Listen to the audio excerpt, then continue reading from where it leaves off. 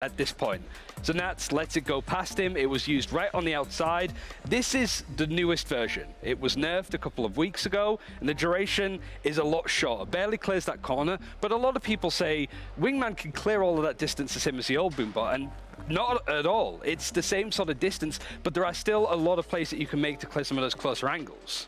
Yes, but at the same time, when we take a look at the clip right here again, the problem was always like standing deeper into hookah, right? Particularly with a judge when you're not sending elevated. This is not the case anymore. You need one extra piece of utility to clear out that particular space if you want to be comfortably taking it. And I think this is making things a little bit more interesting. But taking a look at it as well, Ryan, when take a look at like tier 2 playing it, game changer teams playing it, Raze is never not picked. Always the #1 pick on the duelist side. Even if you see a Jet, you definitely need yourself the Raze. You pick a Yoru, sure, you're mentally somewhere else, but you also need a Raze. So I'm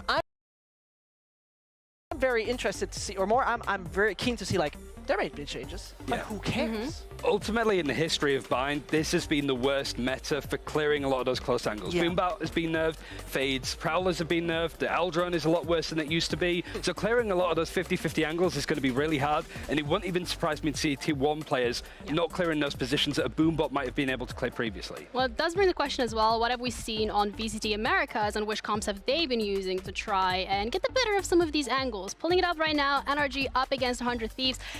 There's your Raze that you're talking about, Zesh. No surprise. Yeah. I mean, there's a Harbor too. Yeah, like that one. I think that is the interesting part, Ryan. My favorite streamer, Sam, is definitely picking up that Harbor right here. Favorite streamer. And it is interesting because it obviously falls in line with a lot of the double controller changes that we've seen, where this agent fits in with his not so static approach to the game. Like, you can obviously define the walls the way you like. You don't have to cascade to such a wide angle that it makes a lot of sense to pick that agent. I think it just takes weeks to see if he's actually viable, or if he's just like viable in prac, and we go back to Brimstone. I really like the terminology that I keep hearing called double slice for the Viper and Harbor, just with those walls cutting through. Again, like you said, makes sense with what we see on like Pearl, for example, using that utility over towards the B site, cutting off onto elbow, onto CT as you're attacking. Really nice stuff. But this is typically what we talk about with the comps that we expect to see quite a lot of. That old Ascend comp, they were one of the top teams when they won champions on this map, and a lot of teams, even now, even though the meta has changed quite dramatically, still keeping it fairly straightforward. I don't think this is necessarily a map we're going to see crazy stuff on, but I've been wrong plenty of times. Yeah, it does bring the question as well, Sage still being used. We haven't really seen it that much in comps in terms of other maps, so is this more of a time thing? Do we need teams to adapt a little further? It reminds me, you know, when you see cryo cells, you know, on the Sage, you're like, hold on, that's cryo playing Sage? Is that normal? It reminds me, I've seen it a lot. You know, you mentioned it earlier with the Sage. I think you mentioned earlier the meta previously was just a different meta where that agent was not viable, but nowadays, different story. Yeah, I think it's the fact that those doorways have got a little bit wider as well. The Sage wall not only blocking them off, obviously, but we're seeing a lot more pros put the wall down and sort of try and make little angles for themselves that are really hard to clear. TikTok walls. Yeah, pretty much. Just giving yourself other angles to play in on and those positions just allow a bit more difficulty for the attackers that have had a bit of a breath, I suppose. Opportunities to get onto the site. The Sage is there to make it a little bit harder, or at least a little bit slower. Yeah, with it being day 1 as well of week number 6, we have a schedule to show you, and I'm gonna be honest here, if you're a Vitality fan coming off of that game against Na'Vi, you're now up against Fnatic. I'm sorry, Golden Hornets, it's not the best last 2 weeks at the moment. I think they look good against Na'Vi. Obviously, we're going to touch on this in the pre-show, but I think this is a great week of games. I think Na'Vi versus Liquid, Emil versus Doom Bros, the brothers coaching, Sangrable, it's going to be so good. But even today's game is a real one to get excited about with Vitality. And most importantly, we're getting into games that define pretty much if you're getting into playoffs, or if your chance is like under 10% to get into playoffs. So those are like super make or break kind of games we're having. Yeah. All right. Well, as we said, the first game of the week, but also the only game happening today is going to be Vitality up against Fnatic coming up next.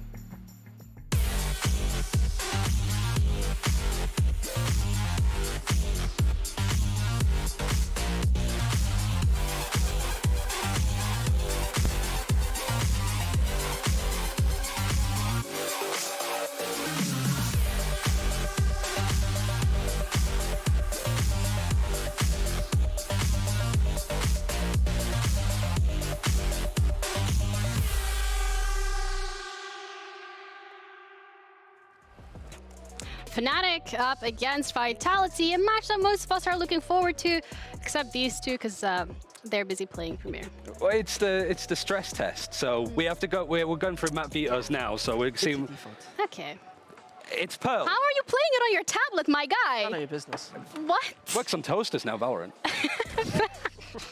There's a mobile version coming. That's a pretty good one. Yeah, okay, sure. I mean, let's talk about Fnatic, the team that I think has not lost a map since they played against Geeky in October 2022 in Superdome. And now they're here and they're undefeated.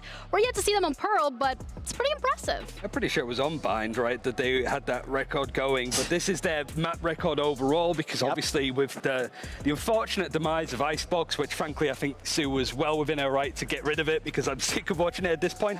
In any case... Maybe you deleted it. The problem is for Fnatic, if you don't like this team, Icebox being one of their best maps, it sucks for them, but they have so many other homes that work well for them. For example, Haven's a map that they've been consistently picking and also winning, but it's only maps like Ascent where they've looked a little bit awkward. But even then, their loss was against BBL, who are probably one of the better Ascent teams globally because it's just BBL. They love that map. I'll be brutally honest with you about deleting. Who cares? They're pretty much good on every single map. I don't want to be that guy. They're 5-0. Right. They were 5-0. But have you seen the track record right here? Of what? Icebox? No, Fnatic. Oh, everywhere. Yeah, exactly. Yeah, it doesn't matter. Like, Icebox is out, so what? They could just move anywhere at this point, really. Yeah. I also, with everything about like nobody cared about Breeze when that went out. It was just not to the same level. I mean, if you're a Breeze enjoyer, like, can we have a chat? Because why is that the case? But anyway, Fnatic has been doing really well, and especially as Zesh already said, who cares about Icebox? Because when we're looking at the permutations, which we can share with you now, thank you to Flynn Val on Twitter for making these available for us so we actually can have a look.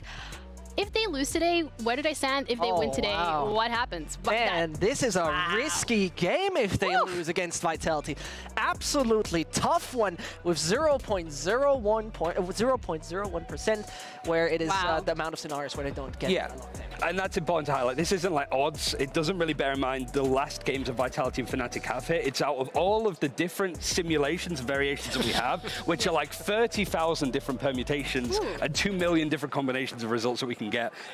Fnatic are almost always locked in. It might come down to some head-to-heads. It's one of those cases where there's probably some finite detail that throws them out. But Fnatic looking in a really good position regardless of the result today. You know, I would love to know that one scenario where Fnatic would be eliminated. That one single scenario. It's like a Doctor Strange. Yeah. It's like you're traveling. I love how you're agreeing, but we all know you didn't watch the Marvel movies. I honestly, you know, whatever. I'm Spider-Man. I'm Tom Holland. What do you want from me? I don't think you should be revealing that. That's not how it works. I didn't say the script yet. Okay, well, we don't want to know the script, but let's look at the script for Vitality. Well, thank you for that one. If they lose, then you're in a different dimension at this point. But Vitality specifically is one of the teams that they started off questionable. They did good, then not, then they're back again. And what are we making of this? You know, with teams, when it comes to like performances in a league like this, where they beat the teams that they should be beating, and they lose to the teams that are just gradually better than them, have more star power, it feels like Vitality is the opposite. I think the result against Team Liquid and Koi in the Super Week was tremendous for them. Really good start. They lose to FUT Esports, which are again another top contender. You don't want to take anything away, but since then, losing to like BBL and Navi, only beating Carmine Core since week 1, you have to start to ask questions about, okay, this team has the potential to make playoffs with the players, the squads, the system that they have in place. But there are some games like against BBL you expected to see more, because not only did Vitality lose, they looked pretty awful doing so. Exactly, right? This is BBL. This is a team that previously subbed out their coach and got a new one in there, their assistant coach getting into that role. Besides that, also coming in with no single win losing against Corman Corp. It's kind of crazy. And this brings us to exactly that point, Ryan. You see on the left-hand side, okay, how does it look for Twisted when he wins? Perfect, 252 ACS. The man is absolutely great on first kills, so on and so on. And particularly important, I'm sure there's a 0 missing. First deaths per round is 0.09. 0.9 would be quite a heavy one, to be honest. But most importantly, right, his performances when they lose, it's a hit or miss. Versus BBL, he finished with 120 ACS, absolutely getting diffed. Versus Fnatic, he looked decent. Yeah, speaking of the permutations or the loss, really, if they lose today, where do they stand? We have some other stats that we can throw your way in that regards. And when they do pop up, we'll talk about those. but as of now, you predicted Vitality to win. No. If they do, and no, you did, and if they do, it's 96% locked in. And there's still like a fair few difficult games for Vitality to pick up. I think it boils down to, generally speaking, Vitality need one more win to secure themselves for the next 3 weeks. Against Fnatic, it'd be a tough one, but it's not doom and gloom completely if Vitality end up losing this. It's just more with teams like PBL and stuff pushing forward and looking a lot stronger. Even Carmine getting a win last week, Vitality need to sort of pick up the pace and get a few more wins on the board. It's kind of crazy considering right now that, you know, they still have a few tough ones, right? It's Giants coming up after that. I'm not so sure, man. Yeah, well, let's have a look at the map veto as well in terms of what we can be expecting. Bind is spiced up in the mix, and is that one of the things that we're going to be having? I'm trying to work out which of the two teams. Okay, so it's Fnatic to ban Pearl. That makes a lot of sense. So Fracture's taken out because Vitality would typically take out Pearl themselves, so they get rid of a map that they've looked and struggled on. Fnatic have their new home of Haven. Doesn't look that much different. Not a big surprise, is it? I mean, this is one of their 2 best maps when we're considering ever since they have the core of Dirk, Boast, and Alphayer. So that's actually, I think, them being quite happy. I don't know, he's already writing a tweet, I guess. But we get Bind. Vitality pick Bind. Yay. You saw the smirk on Salah's face right at the start, just as he's about to relieve it. This is always super fun. Just he got something. He got something cooking. The man has been in the kitchen. I don't know, freestyle Michelin kind of stuff he has prepared for sure. As long as it's not bad as the stew that you cooked last time on stream, we're It was brilliant. All right, it was miraculous. Look at where Liquid is. I thought Split would be an option for Vitality, really, because it's been a common second ban for Fnatic. So the fact that Vitality are going to bind is maybe a bit of a Hail Mary. A sense taken out, which leaves us with Lotus for the last 2 teams. But this must be a bit of a surprise. If you're Fnatic and you're expecting this map pull up to Haven, you maybe expect the Split and you're preparing for that. So the fact that Vitality have just come out and gone, yeah, we're going to play the new version of Bind and throw that against you. A team that was being very good on Bind up until it was taken out of the map pool with Fnatic, obviously with a stronger roster that won lock in 2. It kind of... Vitality must have an idea on what they're doing here. Otherwise, it's a risky move to go here. It is a really risky move, and particularly considering that they're starting on defense might be a little bit of a thing where recently we've seen them in some micro decisions really struggling, which I didn't like a lot. Their retakes have been looking good, right? The coordination when an enemy is hitting a site quite fast was all right to me, but at the same time, you know, I think there has been one thing proven. You can play, you can have your best map. We considered Haven was a great map for Vitality, right? But either way, when you play against Fnatic, this is where the problems come in. It's also like Haven being the first map is something that Vitality, I think it's their most common pick that we've seen throughout the year. But they've had losses to FUT. We've seen losses against BBL. The compositions sort of pretty much matching up. The only major difference is Boaster wanted to play on the Astra mod and the Omen, which obviously you're a big fan of, Zesh, because you're an Astra Are we expecting the Astra this time around?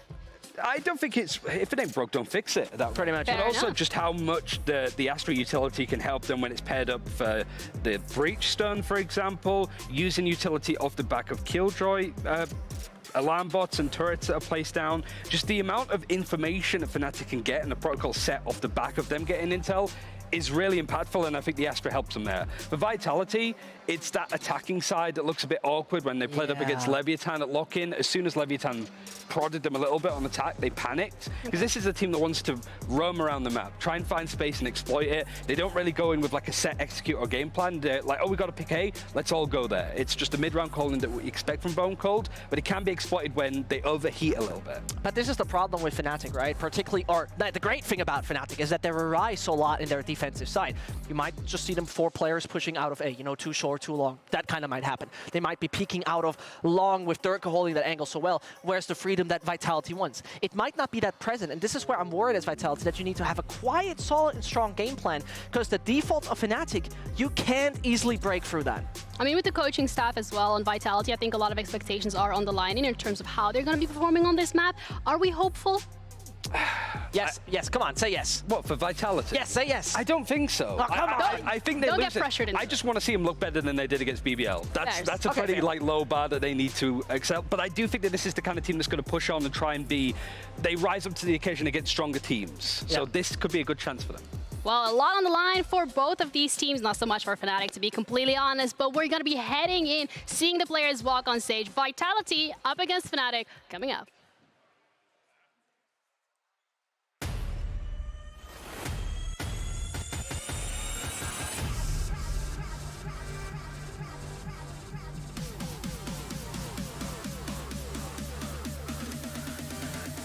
Team Vitality.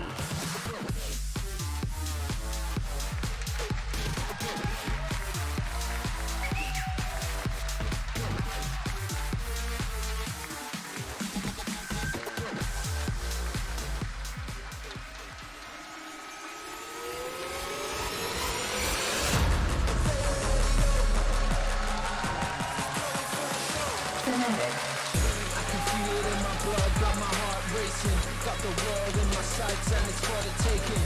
We apply the pressure, diamonds in the making. Got the spirit, got the vision, yeah we groundbreaking. Now we trying to take the whole game and make it bigger. I can take the pain, cause I'm a born winner. Got the medal round my neck, watch my chain shimmer. Only ever seen a king looking in the mirror. Golden Hornets making quite some noise, but so are the Fnatic fans. I wonder which one's gonna be louder, but leave it to Fnatic to have some pretty lovely vibes when they walk onto that stage. They have a pretty big audience here already in Berlin, so now that they're in perfect form so far, you can't really fault how Fnatic have been playing. They have a game in hand as well because of sickness in previous weeks. Yeah. It's still, they're the team that they're gunning for. Fnatic, they have a lot of people working towards them. And Vitality are a squad that, up against Na'Vi, didn't get a map, weren't able to win out the series, but did have moments where they look strong. You will never see a more coin-flippy team than Vitality. Yeah. It comes down to, if they get the first kill, they're usually one of the best teams to close out those rounds and snowball with it. But if they lose a player early, they look out of options in a lot of cases. So I'm worried that Vitality are going to lose like Twiston in early fights, and then the rest of the teams don't know how to make a play off the back of him not being present. And especially, as you mentioned, this being so coin flippy on the Vitality side, I would say the absolute opposite of Fnatic. You know, it's a redundant thing, but they are some of the most... Yeah, well, it looks like exactly what we expected in terms of Asian Select has been coming through. How excited are you about the Astra's Ashed? Always. I mean, it's a classic pick, right? And so far, so good. No big changes that we're seeing on any of the side. Bone Cold, actually, is swapping over, Ryan. There's a slight adjustment. Yeah, they've actually changed over to have Destrian over on the Sova, and Bone Cold is now on the Omen. So a bit of a role switch. The comp is near enough exactly the same, but there is a bit of a change from Vitality when it comes to expectations of what they should be playing. And this is, I think, so important, because one thing I've noticed with Destrian on a variety of maps, that he has a bit of a struggle from time to time to have the right timing on smokes and the right timing on flashes. And I think Bone Cold being in charge of that as a controller, as an IGL, might be the right move and the right swap in this. Yeah, I think having the IGL on controller, it makes the most sense. Destrian is also an initiated player by trade, so it feels like there's a bit of a change that might sort of make Fnatic a bit more awkward, but Fnatic's attacking side is so good. They know that the defenders are going to try and push and try and take fights. Yeah. Fnatic are going to bait them into it. No team wants to try and retake on A, so they're going to try and fight for that space, make sure that the attackers either back off or they go there with lower numbers. Fnatic's very good at taking that and using it against them like they did against Liquid. Forcing Liquid to push into them, they win the fight, then it's a much easier post-plant and retake from them. Well, a little bit of change is coming through from Vitality in terms of that Agent Select then. Are we expecting different results? Are we expecting more success in terms of the attack or the defensive side? Yeah, coin flip, I think, is a very good... I mean, coin flip is a little hard because it makes it so 50-50. But I personally believe one thing Vitality can now prove is how good they are. Such a simple statement, I know. But at the end of the day, one thing that they still need to prove is that they can beat world-class teams. Against Na'Vi, never picked up a win. Against Fnatic, didn't even have the chance. So those are the top tier of our region. I personally believe it's about time that they show us that they can beat them and get themselves a victory that is so crucial for their rating. When most of this team was on London United last year, they were always underdogs. They always rose to the occasions and had some upsets. But now Vitality, bigger expectations, bigger squad, and now they're up against a massive opponent in Fnatic. Yeah, absolutely. Fnatic up against Vitality. Both of these teams looking to increase their chance of getting locked in. I mean, although we already said Fnatic with 100%, we're going to be heading over to our casters to cover the first map, Haven, with Pansy and Hyplock. Yeah, thank you so much. A fantastic game here in week 6, Mike. Always happy to be seeing Fnatic, especially with Bind coming.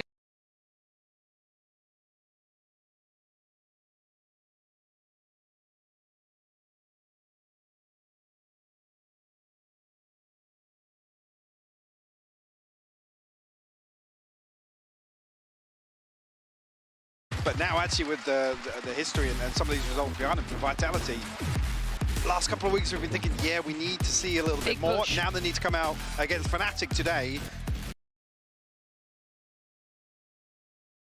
in terrific form and show us something. Yeah, it's a really tall task, not an easy concept to grasp by any means, but Vitality have some incredible firepower, hopefully feeling a little bit better than they were before. You saw last time they were a little bit feeling out of sorts. Hopefully they are ready to go today, because this is no easy opponent. Fnatic sitting in that first place, untouched thus far. Formidable form, looking how they can continue that going forward. Let's dive into it. On to the game itself. Good to see Dirk has made it out from that surgery I heard on socials. Yeah, undergone major surgery. You know, it might be the tried and tested. Yeah, dash the top side. Dirk. The surgery's changed nothing. No, nothing. He's got a second as well. Dirk, dominance at the start already. Hate that knife. However, Twisted, Bone Cold, and Sender, what can you do? Yeah, tough to really crack back through here because Fnatic have been allowed to reset fully.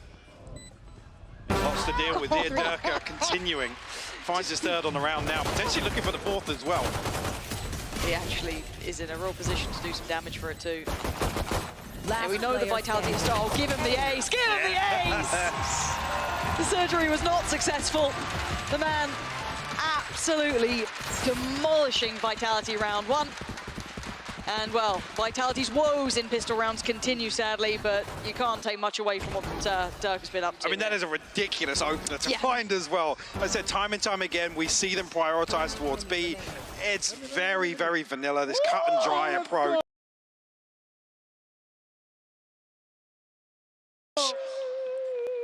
Fantastic start for the boys. Good to see the fans out here. I believe we actually have a bit of a VIP in the house as well. I had heard, yeah. Rumours of one of our wonderful stylists is actually sitting in the audience today. I think she's trying to explain the game to her parents potentially, or a friend here.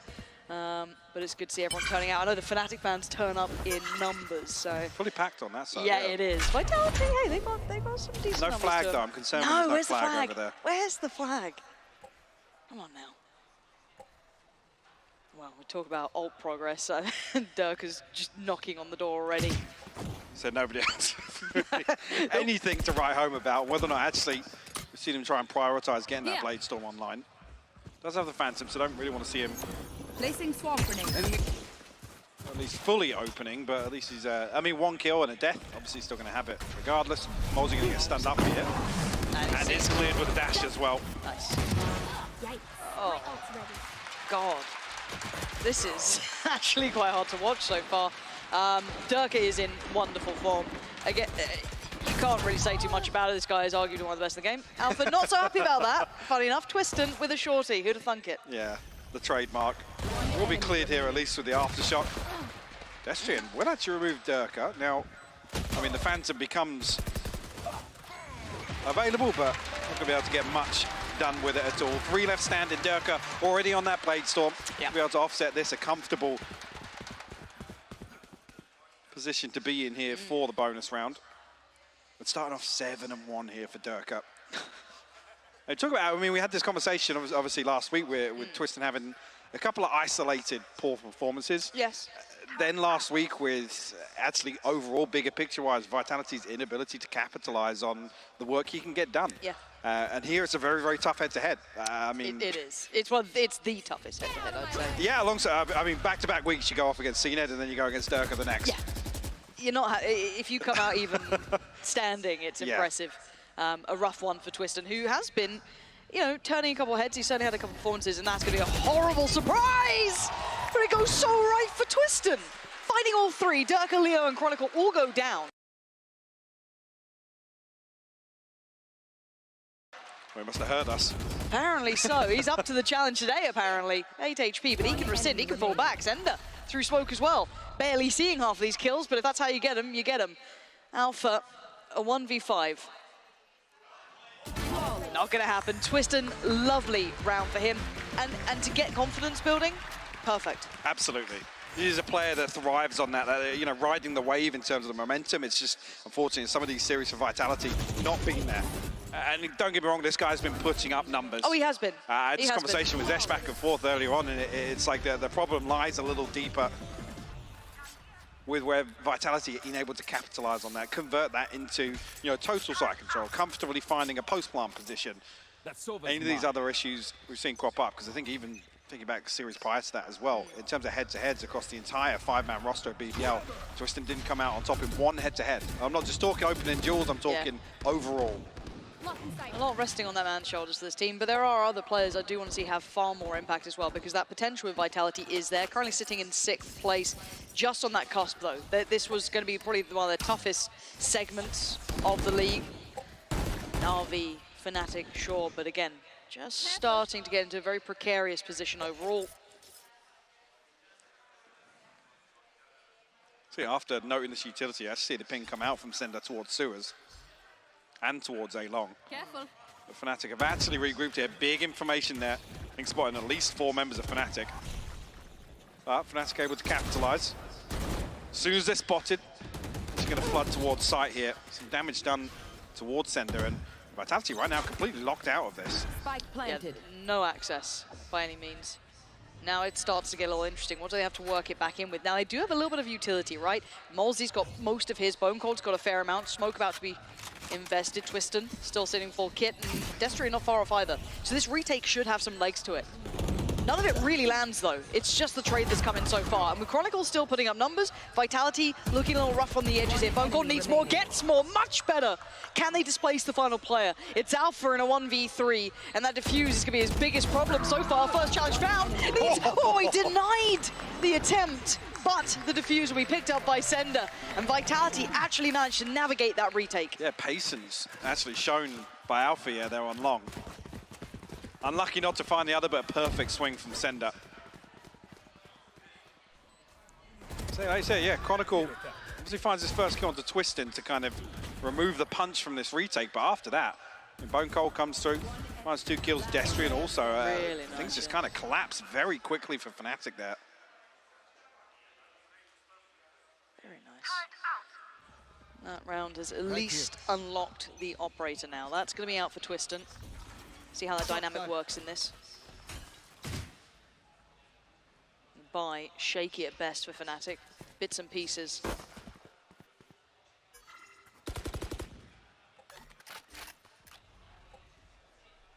Only an alarm bot here that's, I mean, technically Molzy playing contact off it.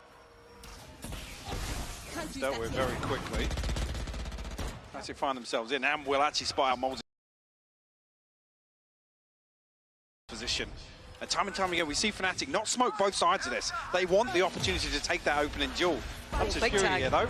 And Twiston finds a kill as well. Yeah, very nice. The timing, oh, the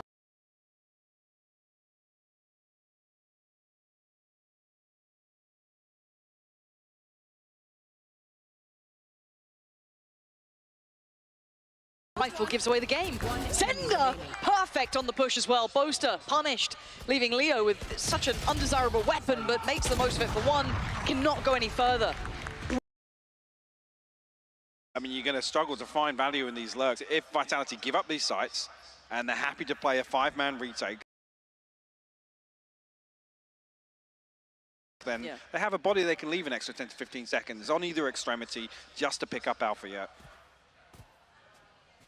I do want to see how this continues, because you'll never catch us saying that Fnatic won't have a plan. It's not even called for a timeout just yet. Maybe if this one starts to go a little awry, they don't have any answers, you could see them pump the brakes. As it stands, let's see how they approach this one now. Good purchase by them. Chronicle does have his ult. Alpha 1 away as well, so a couple of key pieces to implement. And Twiston gonna let a shot fly, so position will be considered. Optimistic, but looking for the wallbang towards A lobby there. Very optimistic, but you never know. You won't get it unless you try. Vitality's staying so deep on this though. Yeah, okay, so Destrian, well aware of at least quite a large amount of the intent from Fnatic. Getting that contact towards long. Not sure how much he's seen. And what's key is here, Molzy and Destrian, neither of them have used any utility just yet. And actually with the lockdown in the back pocket for Sender, he's got no mollies invested just yet elsewhere on the map. Wow. So there's lots available for Vitality here. Fnatic will get this site control. No one's going to be going ahead of this. Good information, actually. Lovely work there for Destrian, but he actually loses out. The spam from Boaster was on the money, and Twiston not able to find anyone over the wall. So now, that was a bit interesting. Sender considering. He's thinking about it, but. I mean, at this point, yeah, 3v5, it doesn't feel comfortable to throw such a huge ultimate into a round like this. Durka will actually remove his head. Okay. Response is there, but Twistin tagged up already. Shock Dart will bring him down to 60 HP, and with the Operator, it's not going to feel feasible here for Vitality to fully commit to this. Or maybe stunned to catch somebody else. Chronicle can just police this weapon if he needs to, maybe even find the final player. That is going to be Molzy. Nah, Molzy's got it, but... Don't think you can get back and get the... I mean, again, the money on the side is... Destrian's going to be able to drop one across at least. Oh, close. Doesn't retrieve, but yeah, like I said, there's money elsewhere on the side of it. Again, another timing hit caught. That lurk or the flank, obviously the other side of things by Alpha yet. And I'll be honest, it's kills like that that do completely disrupt the game plan of Vitality. 100%. You lose somebody like that ahead of time, it's the smokes, it's the paranoia. It makes it so difficult to actually utilize all of these tools at their disposal.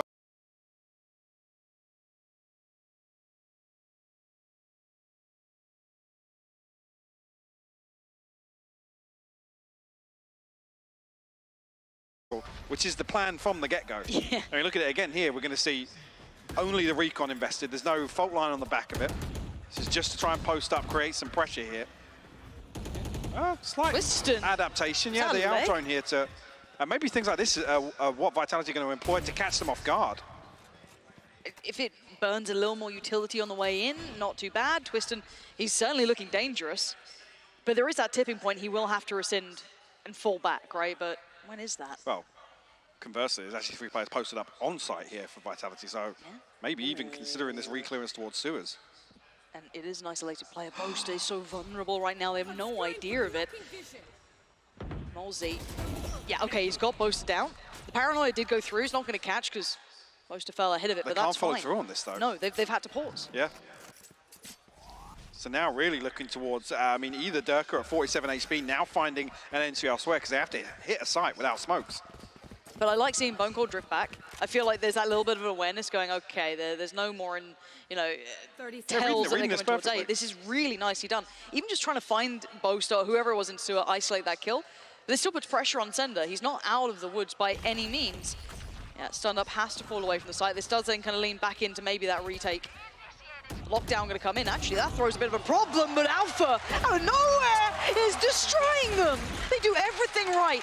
And then out of nowhere, Alpha strides in, kicks down the door, and takes 2 to 3 with him. It's so ridiculous to find those kills. Again, there's no real requirement for them to swing through window there. Just let the lockdown tick away. There's 14 seconds left on the clock. God, Twistin's tagged up on the recon. What a recovery by Fnatic. I mean, barely breaking a sweat there when they find themselves towards C site. That is outrageous from Alpha, yeah. Like I said, I'm not sure of the exact time of actually when the lockdown goes down, but yeah. See, look here. 11 seconds left on the lockdown, 13 seconds left on the clock. And there's 2 swinging towards committing to retake Garage so early. See, so they're frustrated, I'm sure. One of those rounds that you're thinking, God, we did everything right early rounds. Yeah. And then that one little mistake. But against Fnatic, you can't make those little mistakes. They will find the value in it. And they exploited it very well there. Now, let's turn our attention back to the round at hand. Operator still into play for Twistin. Money's starting to become far more robust for Fnatic, however. The challenge looks like it's towards Sender. He's in danger. I was going to say, Does Sender he get out has in to time? get out of this Careful, fast. the paranoia. Durka's got 2! How's he got 2 and a third? They can't stop winning everything they do. Even he's surprised. The last round was ridiculous for Alpha to get 2 in that. And then Durka's gone, I fancy a bit myself. Just 2 ridiculous sequences in Garage back to back for Fnatic.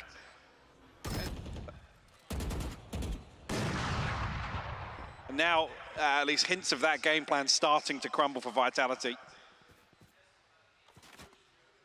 No opportunity to try and retake here. On target. A consolation at best here, but 4 still standing for Fnatic. Bladestorm online now. Boaster 1 away for 2 aces. I didn't even catch it on the minimap there. I think, yeah, it's garbage time. They're looking to try and save, but Durka wanted his second. One's not enough for that, man. God. And this is the game that breaks your heart for a Vitality fan and for players, right? It's hard. Yeah. Well, I say that the second kill's heartbreaking there, the third, even more so.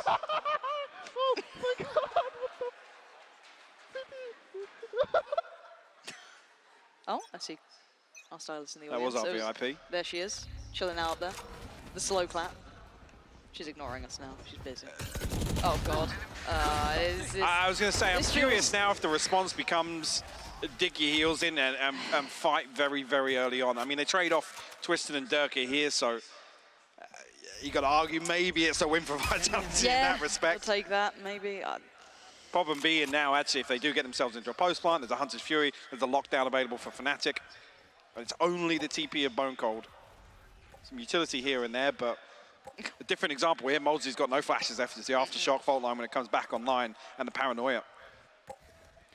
They are re-clearing sewer, which I like, but even then it's still behind the curve, right? It's still, the timing is so far away still. But they don't catch anybody drifting away from that side. There's no confirmation. So it's just poor old Sender, once again, having to deal with so much pressure through Garage. They've been battered in this area. Nice Paranoia. Lovely work, trying to make something happen, only able to isolate Alpha, but still a 3v3 now. Bone Cold still holding towards side. Did he spot Leo? I think he did. And Chronicle's got utility in hand. He's just put it away. The timing's everything. Does great on one. Can he keep his life? Yes. Oh, snap! Right back to it. Bone Cold finds the fight on long, though. And now 1v2. Chronicle, what can you do in this? Your team has just clutched up so many rounds, but 10 seconds. He has to make a move fast. He's got the B site available. Free plant here, technically. Yeah, okay. He's got the plant. A little bit of util as well. Can he find a free fight? fight? Line back in like 2 or 3 seconds. Yeah, it's back now. Does have the Aftershock as well, but he wants to take an opening duel here. Molesey needs to be careful. Bone Cold's nowhere near him just yet either. They need to try and work in unison. Do not give Chronicle another fair fight here. And he's given him it. This is a mistake and a half. Chronicle now in the 1v1. He's got to read this, surely. Bone Cold needs to make wonders out of this. No Paranoia. Smoke, yes. Time being purchased again and again. It's too late here. Oh my way God, too late to be reflanking through here. Oh, he's sick. Oh, does he? He doesn't have time. He's not. Oh, that's so close. Has he? Yeah. He absolutely does. Bloody hell.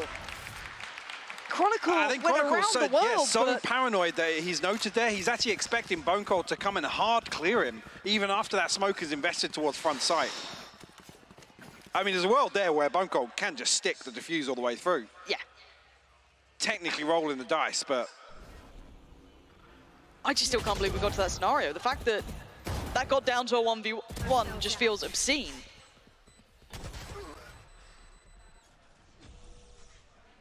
Nice. They've been bullied a couple rounds in a row. Yeah. They ain't got it in them right now. Okay, again, proactive through sewer. They really want this pressure point. I think this is, I was asking what the response will be from Vitality, and they're happy to continue exploring here. We have one set of shots outside here, so again, I'm looking for movement. I already see it now with Destry making his way back through spawn. But they can't leave Twisted alone to this, even though it's such a nice position to be pushed up to. Still needs to have Molesey by his side. Look at the pings coming so through from aware. Fnatic as well, yeah. And actually, this smoke should isolate Twisted. Twisted's got to go huge in this position once again. It's all on him. Yeah, it's been checked on. Fnatic reading them like a book. Every intention they've had, every little tell, they read the perfect. They give them this space, by the way. Yeah. They almost want Vitality to post somebody up close. It had worked maybe a couple times in the previous rounds, even rolling it back, but again, Fnatic just learning on the fly. And now B looking extremely vulnerable. 30 seconds left.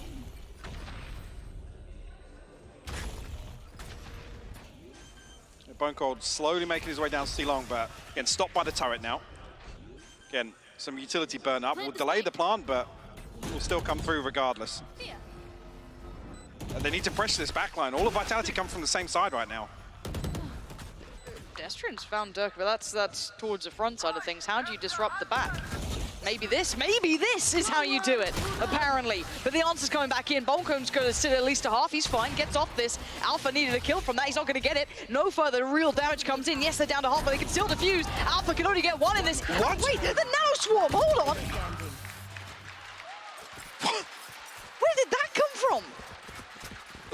Again, the first kill, he almost adjusts for the second operator kill. That was really close. And again, I mean, I'm very, very conscious of Vitality's approach to this retake, but I think a couple of members of Fnatic over-committing to this first point of contact. Hunter Fury obviously clearing out that... Oh, the shock dart comes through just too late. One enemy remaining. Finest margins here. This is it's 5-5. It's a hella scrappy game between these two. Another situation where actually Twistin falls first and Vitality able to convert the round on the back of it.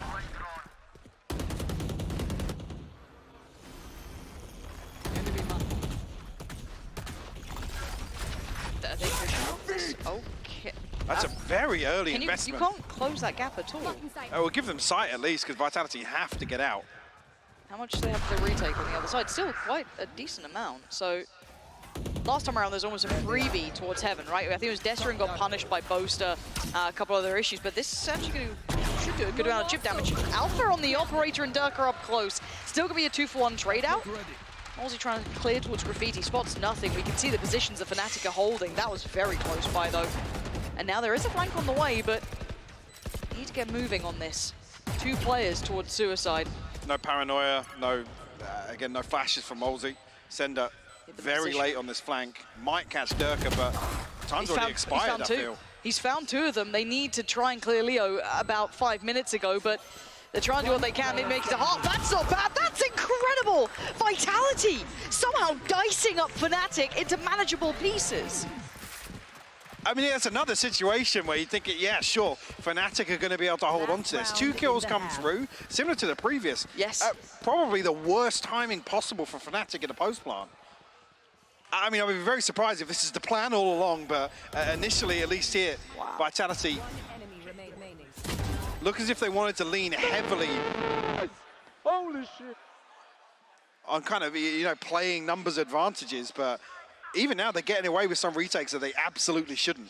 Yeah, you can see Mini's not happy about that either. It's rare you see a little frustration from Mini, but it's certainly there. Really impressed with Vitality, though. And it's not just over the usual win conditions of like Twistin having a mad game. It's more than that. Let's see now. Isolating Durka on the site. Can they deal with him? Yes, and no follow-up. The utility work towards Long was fantastic. And bear in mind, they have 3 players ready here for this. Yeah, Boast has been noted himself, and I think as well, hearing Destrian, but not going to anticipate Twistin slipping into this position. No, not at this point, right? Look at the pings from Fnatic. They're looking to go mid to A, potentially. He could be painting his own downfall. Boast is clearing towards window. Does he dare check? Twistin's got to be careful with his barrel showing over the top of that as well. Oh, it's all on Twistin. Oh, how many does he let pass? Boaster clears it! How does he even have the audacity to consider that? And the thing is now, they ping out this mid to A rotation because they heard Destrian. They know Destrian's towards A lobby. But Boaster just feels untouchable, apparently. Just flies on up towards Heaven, doesn't get punished towards CT. So the plant's going to come in. Now, yes, the flank's there, but you can see where Fnatic are planting, seemingly very conscious totally of the aware. fact. Totally aware. There's nothing left to surprise here.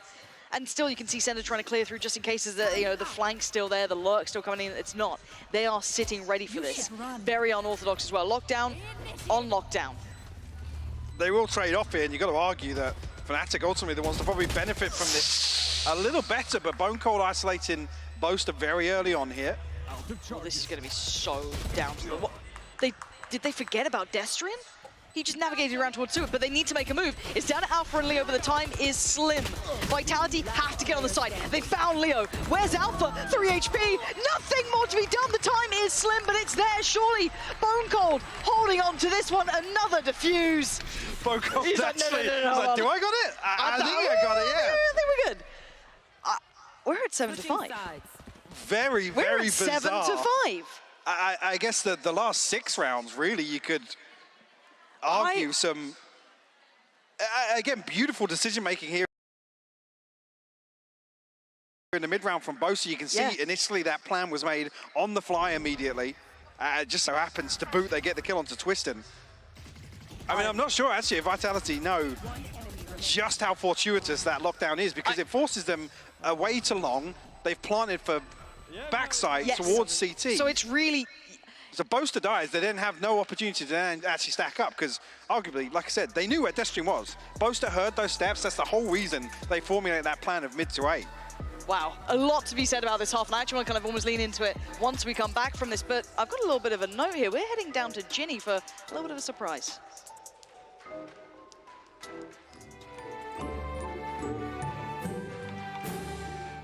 I know these candles are on, I don't want to switch them off. There is a special someone here today that is actually not working, but still took out the time of their day to come in and watch some of these games, but also be supportive. His name's Pavlos. He's sitting right here on the couch. So you are on TV. I'm gonna give you a microphone. I know you know how to hold those ones. So you have 4 candles, 1 for each brain cell. So you get to make a wish, whatever that might be, and you get to obviously blow out the candles as well. So enjoy it. Well, blow out the candles. Do you want me to hold something? I'm just making a wish real quick. Okay, would you tell us what your wish is? Then it wouldn't work. Please, are you hoping for Vitality to win? Is that Maybe? your wish? Maybe? Can't confirm or deny. Hey, can we have some happy birthday, please? Happy birthday to you. Happy birthday to you. Happy birthday, dear Pavlos. Happy birthday to you. Thank you. You're like 2 years Thank you, everybody. off of being an esports boomer. Yeah, only 2 left. 25 is the age. I'll catch up 4 to it brain at some cells, 2 years left for retirement. You're doing great. Enjoy your cake. You can have it. Can I have my microphone back? Thank you very much. We are going to be heading back over to our casters, so Pansy and Hypok, take it away.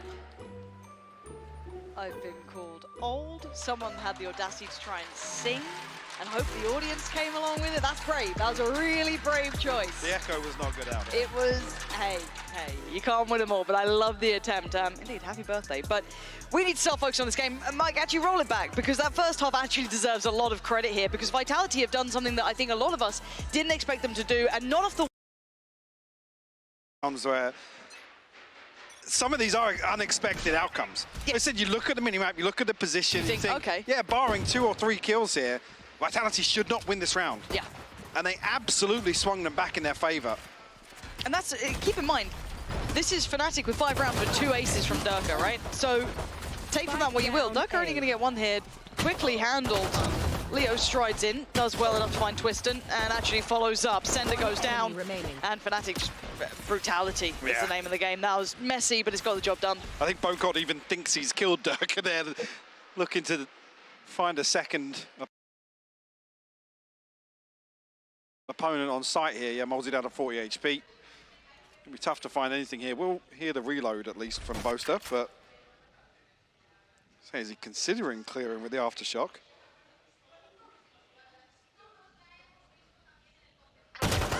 Boaster will close things out. Pistol and around 2. Yeah, Fnatic right back in this. Again, though, I don't think it's a trend that Vitality are too surprised at. We know that those pistol rounds have evaded them for quite some time. They should be. Yeah, like I said, I mean, this is a conversation we could go on about for a long time. Like I said, last week actually getting the opportunity of seeing them in the 9-3 half, where then you talk about the pistol round success rate being absolutely crucial, or at least a lot more weight to it. Yeah. This one here starts 7-5. Not the end Take of it the with a world. pinch of salt. Yeah. And there's a shorty for Twiston, so he's probably good for 1. It's a 4-buy round for Twiston. Sheriff and Molzy and Sender. Scanning ahead. And what does Vitality do? Maybe a little fact-finding mission about some of that utility, where it's at, how they're trying to approach this. Destry needs a ton of damage there. Just trying to deal with some of that utility, but Right there. obviously trying to establish some of these protocols in a round where it's going to be difficult to do so. Leo does actually catch sight of Bone Cold here. We'll find Warbang onto him. Twiston tries to close the gap. Fortunately shut down. They can keep this clean, keep 5 standing at least. A huge bonus, I say that, Sender. I'll just shot onto Durka. Difficult to recover that weapon, or actually the spike as well. Need a lot more.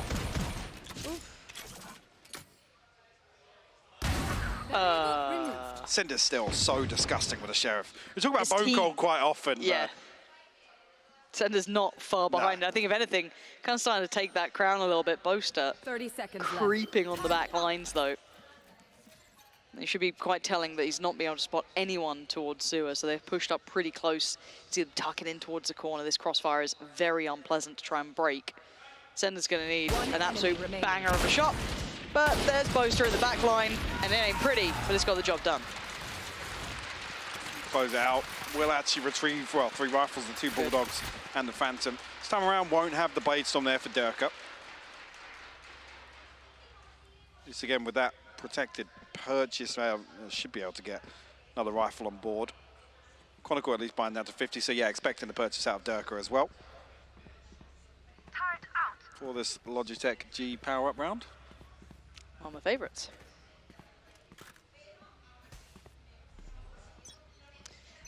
Let's see if the game is actually going to keep up to the quality of the first half. 7-7, this could be one of the rounds that defines outcome.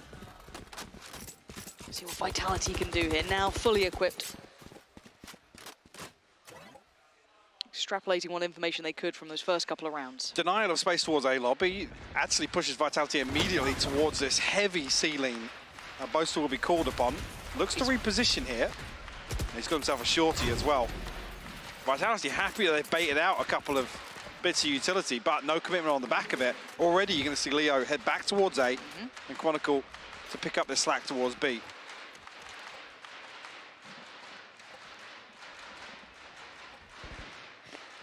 Now the problem is there is still a utility setup. It actually handled. Okay, Vitality now should have decent access. Twiston seems very paranoid of Boaster there, but it's Molesy to claim him. Alpha was trying to keep him safe, but these rotations aren't far away. Leo can lean right back in. Alpha's doing a wonderous job, but it is Destrian doing damage. Alpha and Durka, though, both towards CT1 on flat. And Alpha is dangerous when he's in this sort of form, but Bone Cold is as well. Vitality again. A couple of these rounds, Mike, it feels like, okay, well, Fnatic, if they're 2 big boys, right? They've got your Durka backside, you've got Alpha really starting to heat up a bit. Alpha goes huge on backside here. Like, look at this. Just unbelievable. Then tell me that looks like a Vitality win. Yeah. I mean, Alpha's desperate to follow up on Durka taking contact on Logs, but again, a lot of damage done in the bonus round. And I mean, you noted it earlier on. I think Mini actually questioning some of those tiny bits of synergy in some of these rounds for Fnatic that are just ever so slightly off. That's Blades on for Durka. Okay, this round got a little bit more dangerous here. You've got the Guardian, you have the Vandal, and suddenly Vitality keep their heads down. They want none of what Durka's selling, but now they're committed to this, right? Like, he's willing to take a fight on this. I was going to say, nobody can deal with the drone for him, though. And does burn up the dash, so potentially can't post up aggressively now. But is that a big enough indicator for Vitality to head elsewhere? I mean, they're exploring elsewhere on the map, yes, but they're actually setting up for a pinch towards A. The timing on this. Leo's step will be noted at least.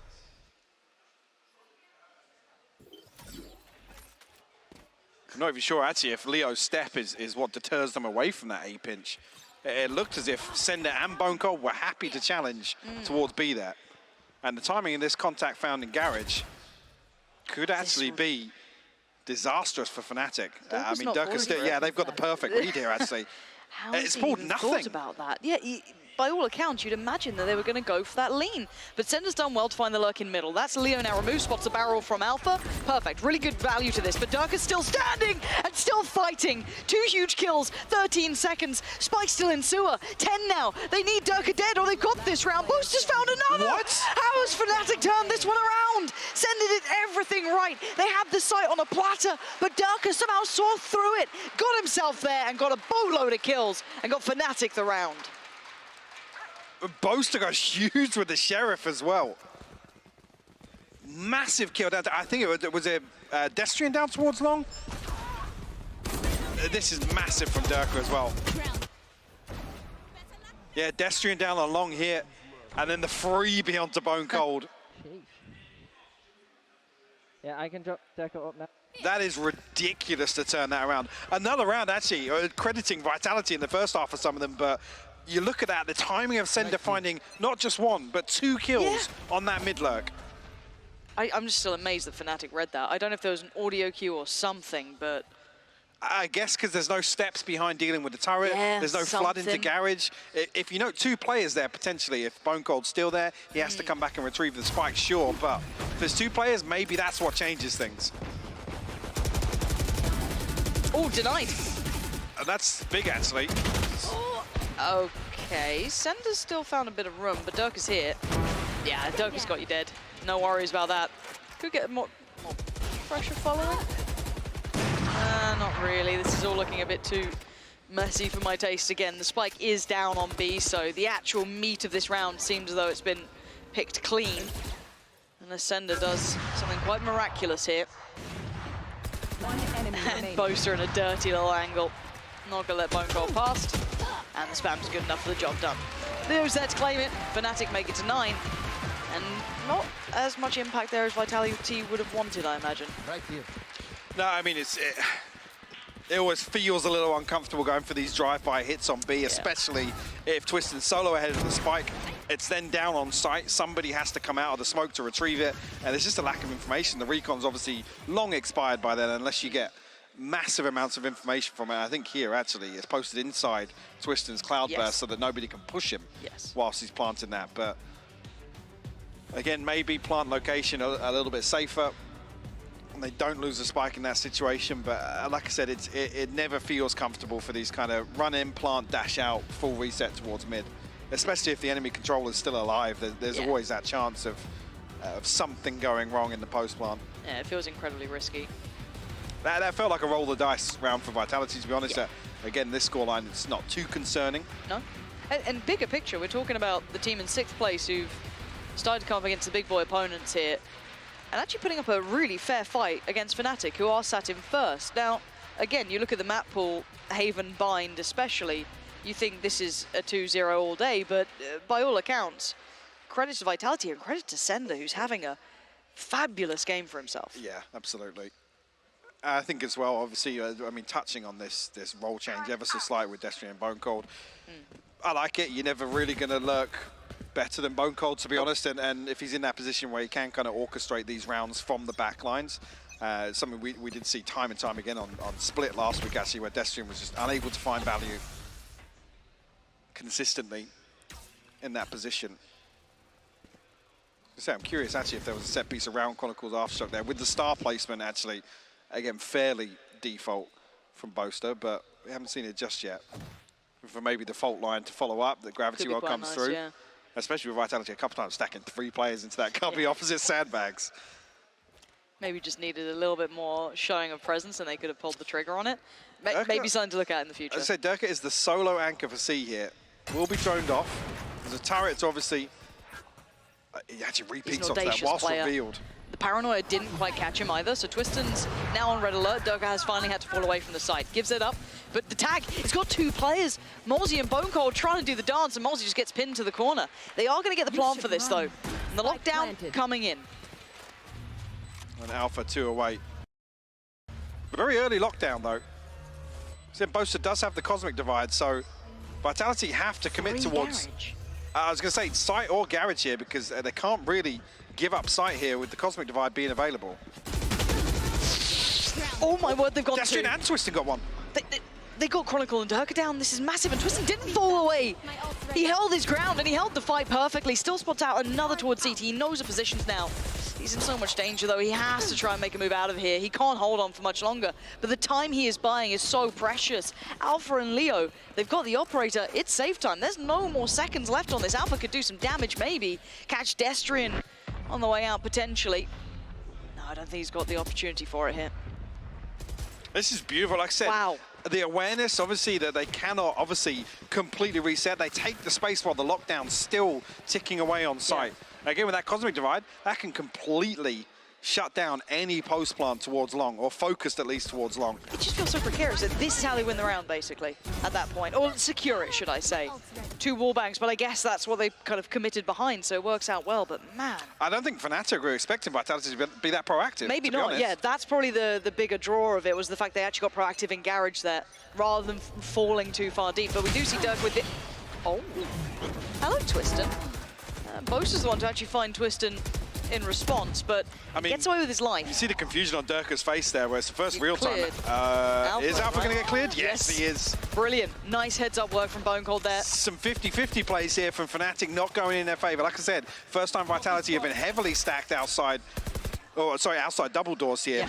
Traditionally, a lot of focus towards A lobby, so you can see the confusion on Durka's face there. They're probably looking for Sender in that situation, and only expecting Sender, maybe Bone Cold.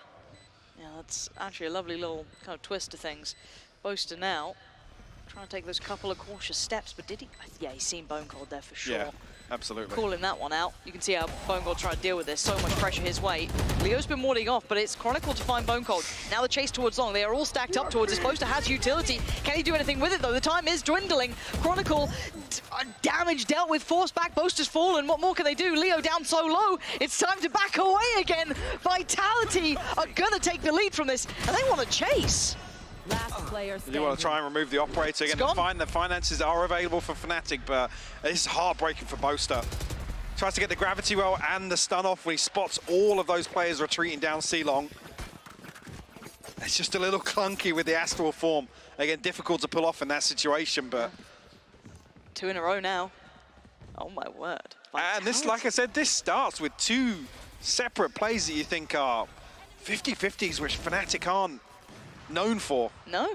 Like I said, I think a massive curveball that it's not just Sender outside playing contact off the turret, it's not just Bone Cold looking for some information lurking early on in this default. Maybe this is what Mini's going to relay to, we've seen him be a little frustrated with some of these because they are, like I said, there are a lot of rounds in Valorant where you look at on the minimap, you say expected outcome, 99% of the time, you're probably right, but Vitality have got away with clawing some rounds back that they never should have, especially against a team like Fnatic.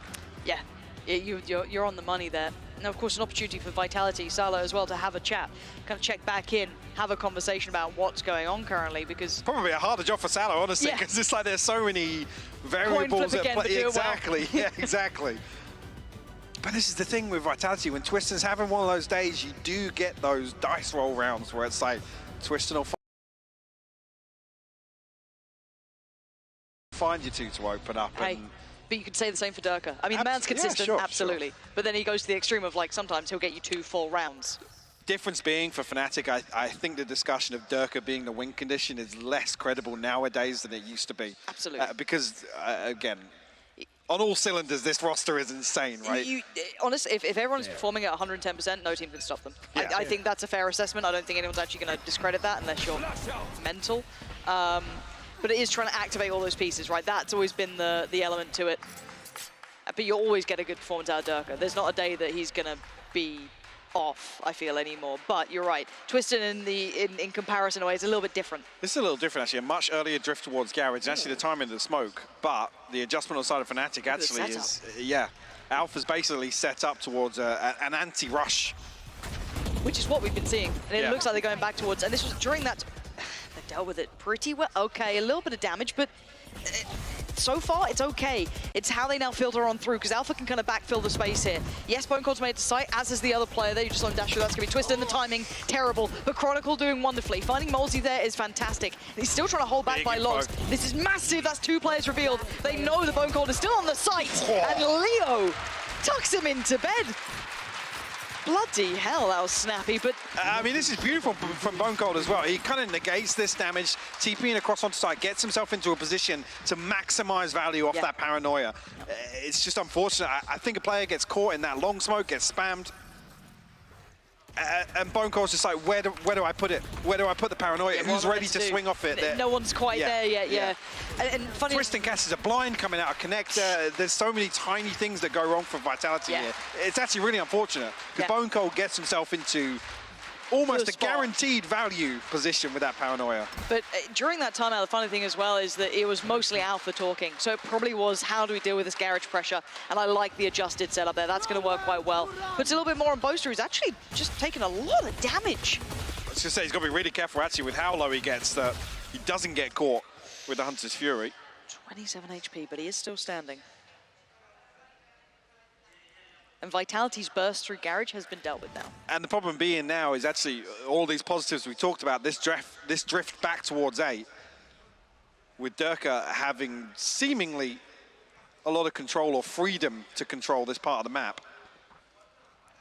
I think, yeah, very early on he's going to hear a step. I'm not even sure actually if that was Leo with the Owl drone, but seems to have at least kept Durka interested towards sewers. Yeah, absolutely. Do have the lockdown available here, so even if they leave Durka on an island, if it goes 1-for-1, beneficial for Fnatic. We'll note the second player, but 30 seconds left now. Vitality need to get a move on somewhere. Where the hell are they going? 30 seconds. They can't back away. Durka's still here. Okay, the flash off was pretty nice to be heads up, but where are they going? 25 seconds. Vitality, where are you going? Thank God it's Sender that dies, honestly. Can they get just a manic plant on B? I'm still looking at the utility that maybe Chronicle has. He's got his ult still into play. 10 seconds. What? Yeah, what is the plan now? Morzy does find Durka. 6 seconds. They've got to make something. Wait, they're just finding the kills. They need to still find Leo and Chronicle. 2 seconds is done. Yeah. What on earth was that from Vitality? I'm not sure at the point at which the penny drops that they're not hitting A site, but the fact that Destrian still has the spike, it feels very uneasy if you're the other 2 or 3 players that rotate towards mid. Yeah. Then Sender has to come back to cover his cross. Like I said, if it's Destrian caught by Durka there, round's done before they even have a chance to call that audible. Very, very strange round. You see here, there's not a lot separating it at all. And I think you're bang on the money as well. As soon as the clock ticks down there, having the Rolling Thunder, that decides the round. There's nothing Vitality can do to actually get that back in their favor. No. Very surprised they let it fizzle out like that. I'll say playing a late round like that into an enemy lockdown and a Rolling Thunder as well, just... This is precarious for Alpha. This is a big test for him. Again, he has been consistently pressured through towards Garage this time around, holding on to the Nano Swarm, kind of placing it himself, reactionary. But they have cleared through Garage now, so that has to be something they consider. Last round, Bone Cold was posted up towards Long. He took the TP over towards them. Let's see what the game plan is here. Durka does get to keep his life here. Now problems start to mount. Looking like Vitality might be hitting that wall. Is there anything they can do towards the C side? That looks like they're going this way. You do still have Boaster. You do still have Alpha. And Twiston wants in. Boaster, he didn't get seen. Boaster didn't get seen. And he only gets one. I thought he could have even had more there, but no. Alpha's still alive, though, and very much willing to challenge. Finds a perfect place. Wanted a bit more as well. Morzy going to handle him quickly. 26 seconds now, finding a cubby to stay alive. And just... I'm not sure even if... Oh, well, Durka's going to very quickly figure out that Twiston got all the way to backside. And they are going to clean things up, yeah. I think you put it perfectly. Felt like hitting the wall. There's a lot of hesitation, at least in the early round for Vitality, where, I mean, even thinking back across this map, it was decisive, right? In terms of sticking to the game plan, there was intention at the start of every single round. Not necessarily seeing that here on the attack, or I'll say the home stretch, I should say. Yeah. Lots of positives early on for Vitality. But to me, it's again, just that purely that adjustment, taking away the option of that Garage Burst has put Vitality into such a bad spot here. They can't take much pressure, or they've been trying to kind of explore those A options, right? They faltered. They couldn't quite get past your Leo and Durka. Not very deep exploration of A options, though, to be honest. We haven't really seen Durka pressured on any of these early angles. No. Again, the first time really we saw that updraft, but well, that's the 1 in 7 rounds where you've got the Blade Storm. No, there wasn't anything there. Yeah, you're right. It was a drone, and then Twiston updrafted way after the drone as well. Durka stood there looking at the drone for 3 seconds, and that's the time where you want the updraft to come. That'd when be lovely, there's more than wouldn't it? one thing for Durka to focus on. Like, he'll still adjust somehow. Yeah. But that's fair. Yeah, you're right. I would love to have seen them maybe in these last couple of rounds test a little further towards that. It's easier said than done. Go challenge Durka and Leo. Sure. But kill Durka, win round. Because this, as said, the changing Garage has completely taken that off the board from them. Even though we have seen that Alpha's not gone back to it. It's a different setup now. And again, they're not finding a massive amount of value off that utility. Like I said, it's targeted towards that anti-rush setup. Yeah.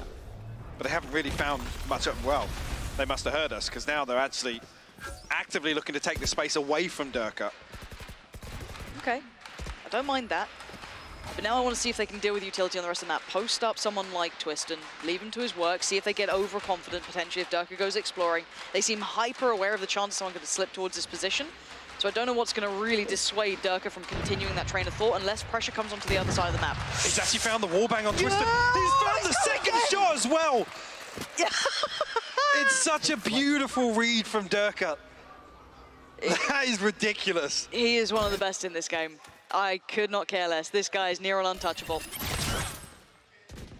And a little bit of pressure towards Garage. Now, I don't mind that, but Durka's still immovable. He's standing and holding this. He's reading them so well. Can he get any more done? He's waiting for it. He's seen another pixel out of place. He's got the tag, but not the frag. He did find at least Bone Cold. Send it to stay alive. 40 seconds now.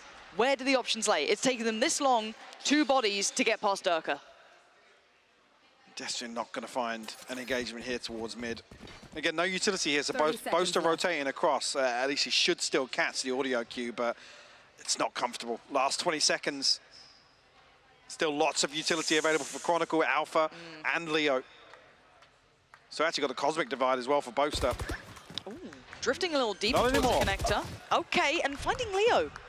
Didn't expect Leo to be caught towards that either. Maybe he was assuming they'd fall back, trying to hold that plant, but just fine. Now Chronicle and Alpha. Is it a closeout here? Do we get another round? Alpha creeping closer. They seem very unaware of it. Finally, a little bit of a turn from Molzy. Yeah, seems to finally check towards it. Alpha does slip ahead of it, but 3 to find is quite a tall task. Not going to happen. Wow. Vitality back within touching distance here. Hello, Badger. I still can't get over that. Durka, not just once, but 3 times. Misses on the first, by the way. It's the second and third that catch. Audacious. And another, actually, there's such a fine margin to this round, not spiraling out of control if Durka finds that extra kill onto Sender. Yeah, you're it's right. not just a tag there. Is he okay? Bloody hell. Okay, Durka operator out. Enough to fashion a purchase here as well for Vitality, so not really missing out on too much, which is great. Twiston quick to work though. Alpha this time is on patrol though. He is actively holding, but his utility is being swept clean. And it's desperate to punish. Taking a ton of damage there, hanging around. I think he's thinking they've not found me on the first couple of spams, but finally being taken down with the 3rd attempt, I think, into that smoke. Ping's coming through from Vitality. They're looking to try and find that mid-round advantage towards B. Difference being Durka's going hunting elsewhere. Posted up way deeper. Pings. This is much better. But he sticks around. He's not afraid. Yeah, you still need to put real intent behind clearing him. But they've kept him humble to this. But they are now allowing the rest of the There's rotate. nothing behind that. This is massive. There's 3 players now on towards C. They've got that nice adjusted little setup here as well. Boaster's just trying to buy some time, make that site feel as uncomfortable as possible. 38 seconds, you're going to hear that audio cue and Twiston going hunting. It's Chronicle to find Destrian though. Molzy with the trade, a little sloppy in the end, but now Molzy wants a cure towards CT. This is lovely work. Surely this is it done. Twiston has to get a shorty kill, it's in his contract. And Durka, gun glowing, but he needs 3 more. Oh my word, an attempt made, but he's not going to have it. 12 to 12, it's OT, and I'm so happy we got here. Vitality finally hitting those challenges, doing what we wanted to see. And this is a very, very well constructed round as well. You can see the intention there initially was obviously to find some pressure towards A lobby. The ping comes through for Destrian to go and drone exactly there. Creates, I was talking about lack of pressure towards Durka. Just this one, that slight exchange there makes Fnatic reconsider. At least Durka hangs around, he reconfirms behind that drone, there's nothing there. Then Fnatic have a perfect read, but actually, at the end of the day, Vitality actually come out on top of things towards C. And this isn't like, okay, let's look at it from, Fnatic fan mentality. You can't say, oh, well, Fnatic having a bad game. You got Durka dropping 25. You had Alpha acing, Durka acing. Everyone's playing a good game. Incredibly well. They're playing a great game, exactly. And for the fact that Vitality now going toe-to-toe, 6th place up against 1st, like this. Amazing. Now, willing to fight. Twiston, brave. And how long can he hold this? He's got no one really holding his other side here. Yeah, no, he's dead. He's absolutely dead. I was going to say the timing there, the dash rapidly expiring, hoping Vitality make a move, capitalize on that window. I'm not even sure actually if they're Twiston dashes into Destrian and gets body blocked on the way back out. Again, it's something I'd love to see in a replay there, but it'll be heartbreak. Twiston has to try and dash away because of the flash, because of that pressure that comes through, but I think Destrian's looking to support him, swing out of that smoke off his contact and just body blocks him. EVS, if you're listening, show me. No pressure. As long as nothing else happens in this round, obviously. Yeah, hold on. Who do we have left? Sender's still alive. Sender's still alive. Yeah, here we go. But they've had to make just a bit of a guess, you know, a gamble. 30 seconds Stick left. towards A. But the plant will be coming in towards B. Spike's on the right. Yeah, plant going to be coming through, no problem there. Still methodical in approach, Fnatic. And look at this post plant already. It's feeling very, very hard to deal with. First challenger maybe Durka towards backside, or it could be a swing from the front. Yeah, there's the first challenge. Let's look for that swing. It's fine. Again, you take a kill here in this situation. Bone going to try and smoke, but Nano Swarm's there to negate that smoke from Bone.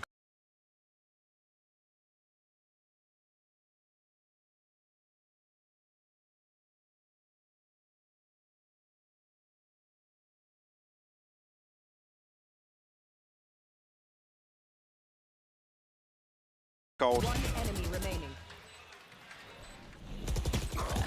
There's nothing really more to be done. Fnatic making the most of the start there. A little unfortunate as a beginning. Let's see if we can get that replay. That'd be really useful to see if that did happen. But again, neither here nor there now, but this was the very start of it. I think he got caught. I think he got caught in the box. Yeah, he's caught in the box. Thank you very much, replay man. Again, he doesn't know because he catches the flash. It's so unfortunate. It's another one that we'd say is such a fine margin.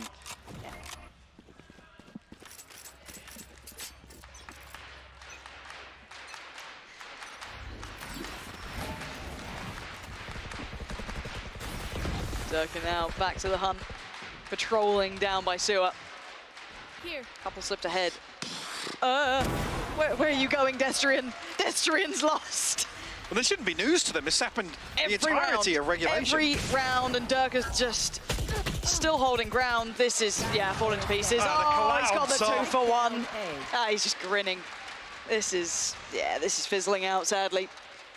A great attempt throughout regular, or at least, yeah, until then. This is quite a clean affair towards the end once it got to OT.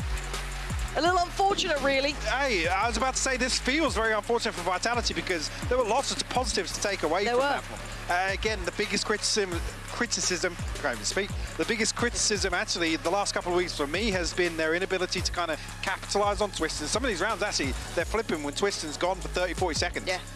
So there are lots of positives to take away from this Haven performance, and well, goes without saying, seeing some of Mini's reactions, actually there's a lot to take away from Fnatic's perspective as well.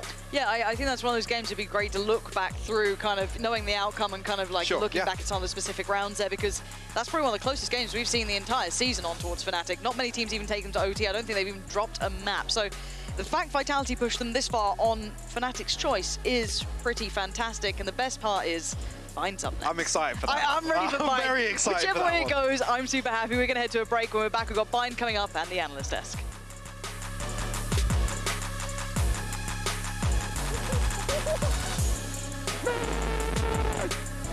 Yeah, we have it. Oh, let's go!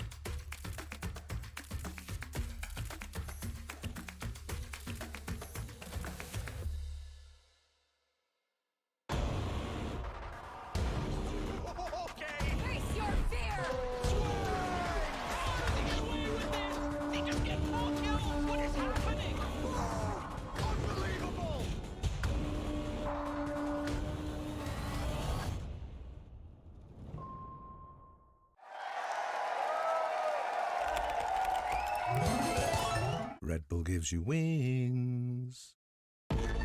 Zero distraction. Zero doubt. Zero opposition.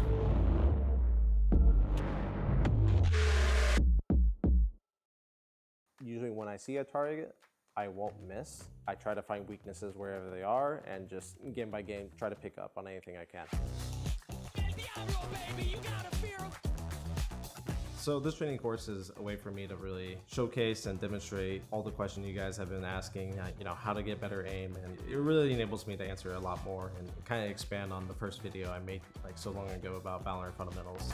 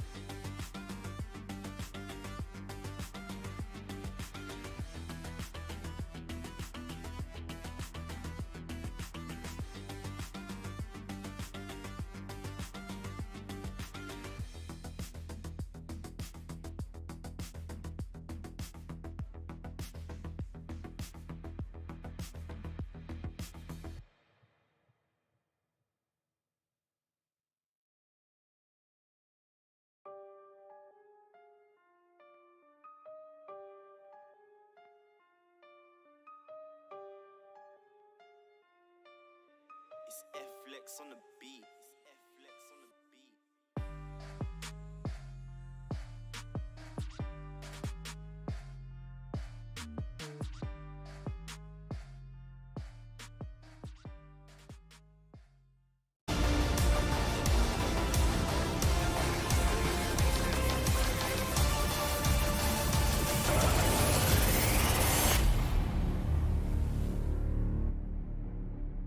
Hello guys, I'm Derke, a Fnatic player and also a VCT lock-in winner. And today I'm going to tell you how to play Jett.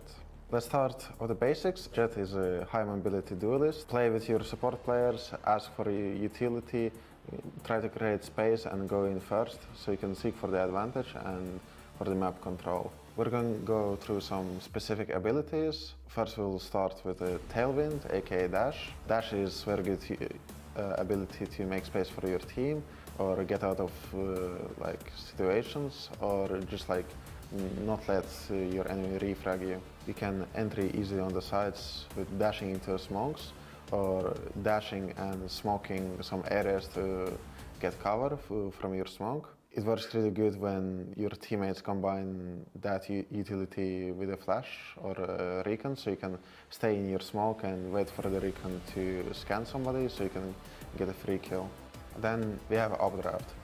Updraft is really good to use in entering situations like, for example, on Haven. When you entry on C, you can use it to dash on top of plat or on top of the default box You can also use it on B to dash on top of side and updraft on it. And then you can also updraft on top of boxes on A to get high ground advantage. Jett has also a Cloudburst, aka Smoke. Jett has 2 of them, so it's good to use on entering, as I said before, but it's also good on defense when you need to cross an angle or you need to take space, get one-ways, and then also it's very good to dodge flashes or recons and just hide yourself. You can also use Jett Smoke to deny information, for example on Haven A lobby. You can use it on the long entrance. Enemy will not know if you're on short or if you already crossed the long. Next ability is her ultimate, Late Storm. Combining it with dashing or updrafting or just moving in general will help you a lot, because when you move, the recoil doesn't change, so you can actually move and do damage. Late Storm is a good ultimate to manage your economy sometimes. If you don't have money for AWP or for a rifle, you can use it, or you can use it in clutch situations when you need it, or when you think you can get a kill on certain maps with an updraft. Once you've done your practice with the Blade Storm, you could also practice certain dashes, updrafts with knives, for example, Icebox on middle or Ascent on B lobby, to get a super quick pick that enemies usually don't expect, or it's super hard to kill you. Thank you guys for watching my Jett guide, see you on the server and have fun practicing.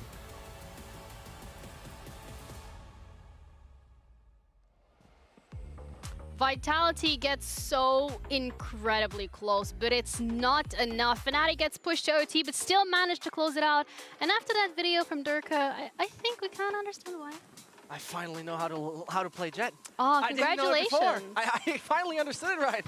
I mean, there's a bit of a step from what he just went over there to what he just did to Vitality on Haven. Play as good as him.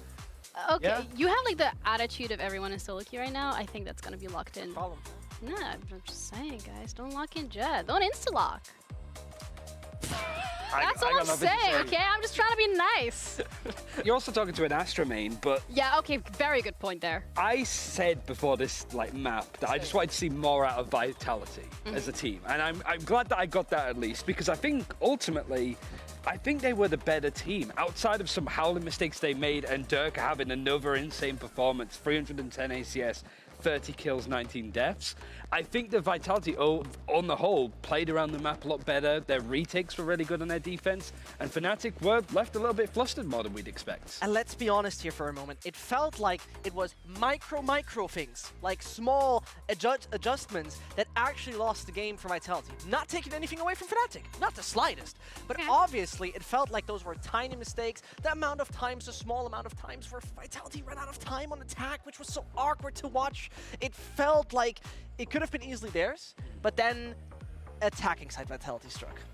Yeah, well, Vitality took away 12 rounds from Fnatic, so there's that. But Fnatic also has quite an interesting way of warming up. Some exercises that they do that could potentially be helping you as well increase your performance. Look at those shoulder rolls, man. I mean... Ryan, you gotta participate. It can't just be the two of us. Come on. This is good stuff. stuff. Come on, Ryan, I believe. The one where they do like the arms up on 45 degrees, but it's the fact that Vitality decide to join in as well. Like, I mean, it helps. They're not doing it in a good posture. You have to really get your shoulder blades back. This is very important, so you don't get any lower arm issues. Very important. Wow. There's a variety of ways to do that. You could also do it with a foam roller up on your lower arms. Can also recommend that. Also doing circular motions. There's a variety of things to get mobility going. We need to get the personal manager of Fnatic that goes through the stretches with them in order to go through that ourselves, because I think honestly with some of the postures that we've seen there needs to be a little help. I think Redgar's like overtime at the very least for Team Liquid. Yeah, you have a really lovely posture there. I know. But gamer posture comes in, but someone else comes in clutch, and that's Durka for Fnatic. I mean, anything new really at this point? That's exactly what we expect. It's almost boring how good he is. I mean, this was his second ace, and I wanted to highlight again, this man was laughing through it like a psychopath. He loves it. I mean, listen, it's not only one ace he gets, right? This is like the mad part. He's getting 2 of those in the half. It's mental. Obviously, it was one of the classic Durka shows that we've seen. Absolutely falling, and this is the confidence you want to see, but this is like one of those sentences you say week in, week out. It feels like he is by far one of the most consistent, period. And that makes, it's one of the pillars that makes Fnatic so good. Yeah. Yeah, so we have the Jet video, we have the warm-up. So the question remains, what else do we gotta do to be like Durka? Shave our head? Be finished. I'm already there, but not really by fair. choice. I feel like involuntarily Durka. I'm an in-Durka. I don't think it's really gonna quite work out the same way. All right. I play Jet. Is that your main? No, but we'll see. The issue. You are literally an Astra player, so we're not Best going to get agent. into that. But let's head over to the telestrator instead. Get off the desk for now. Take a little walk. Work on that posture as well. There we go. Absolutely. He's literally stomping across the studio. Okay, so as we're getting ourselves in the right thing, I'm grabbing up my iPad as I got it on Christmas Eve. And we take a look at this wonderful, wonderful play that we're about to witness. I wrote it down in my perfect handwriting. Why is this important? Vitality has Killjoy ult, Fnatic has Breach ult. Why is this crucial? Let's play it, and hopefully I'm not gonna miss the button. Yep, there we go. So what are we going to see? We're going to see a very interesting behavior. The defensive players of Vitality are moving away from the A site. Why do they pretty much do it? Who wants to be caught in a Breach ult? And they have the first few signs that it might be going towards A. Perfect, awesome, you might think. And the same thing thinks Bone Cold. Where is Bone Cold? Let me draw it in for you right here. And he's gonna move forward down C long. Why is that important, you might ask? Well, if you are not intending to go for a defense on the A side, why not try an elaborate lurk? And this is exactly what he does. But, uh-oh, who punished him there? Alpha absolutely on point with paying attention to what your opponent does and what your own behavior indicates. He most likely realizes, or Boaster tells him, that there is a chance of them being more aggressive in that direction simply because of the fact that they are realizing we have to play off of A side. Boom. And suddenly, the lurk fails. Done. He's out. And suddenly, nobody's coming from behind. Well, touche with round number 11. Taking a look at that, raising all of this. Well, what is happening here? Let me just play so all the icons are indicated correctly. Don't be fooled by the 2 Killjoys. Well, I know my misplay. There we go. Now it makes a lot more sense. So here we go with a more different setup. Ults are not relevant in this, and Fnatic once more is facing the A side, as you see here. All right, focusing on that is a great play, and they will just do their same thing. On the tops, you see right now, there's going the time going off, and they're attacking the sides. It all works great. The smokes are laying down, but here's a crucial factor. Pay attention to the crucial factor. What is happening? Sender is moving forward, and what is happening as well? Exactly. Alpha dies. The man with the control on the flank, and this is something that Fnatic didn't pay attention to. More important things to do in that after-plan situation. With Alpha dead, this alarm bot is worthless. It doesn't have any purpose. So this allows them to be patient, and Sender saying, I got the timing, wait guys. And it perfectly happens. It was a situation that was a 3 versus 4. The time was ticking low, they got the defuse going. What am I trying to tell you? Those plays from Alpha are so crucial. When he's dead, suddenly flanks are happening that are giving Vitality the greatest opportunities for retakes, one of them that ended successful, and once more a situation that gave them that 7-5. All right, you kind of smart. We appreciate it, but we're going to be heading on to Bind, which is Vitality's pick. The fact that Vitality was able to push Fnatic into overtime on their own map pick, it gives me a lot of hope for Bind coming up. For sure, yeah, and it kind of feels that because Vitality chose this, it wasn't Fnatic. Like, Vitality are a team that do come up with their own crazy comps now and again. We've seen Destrian play a lot of Harbor on various maps, like when Breeze was in the pool, he was playing it there. This is a team that's not been afraid to change stuff up, but what have Fnatic been working on in the off-season as well on this new version of the map? Well, questions remain to be answered as we're going to be heading into Champ Select. I'm not seeing a Harbor just yet, but would love to see it sprinkled in. Okay, classic, right? Leo doing that. Alpha on the Cypher is a very nice decision. Boaster going on the Brimstone. Bone Cold over on the Sky. It's not too crazy, Ryan, is it?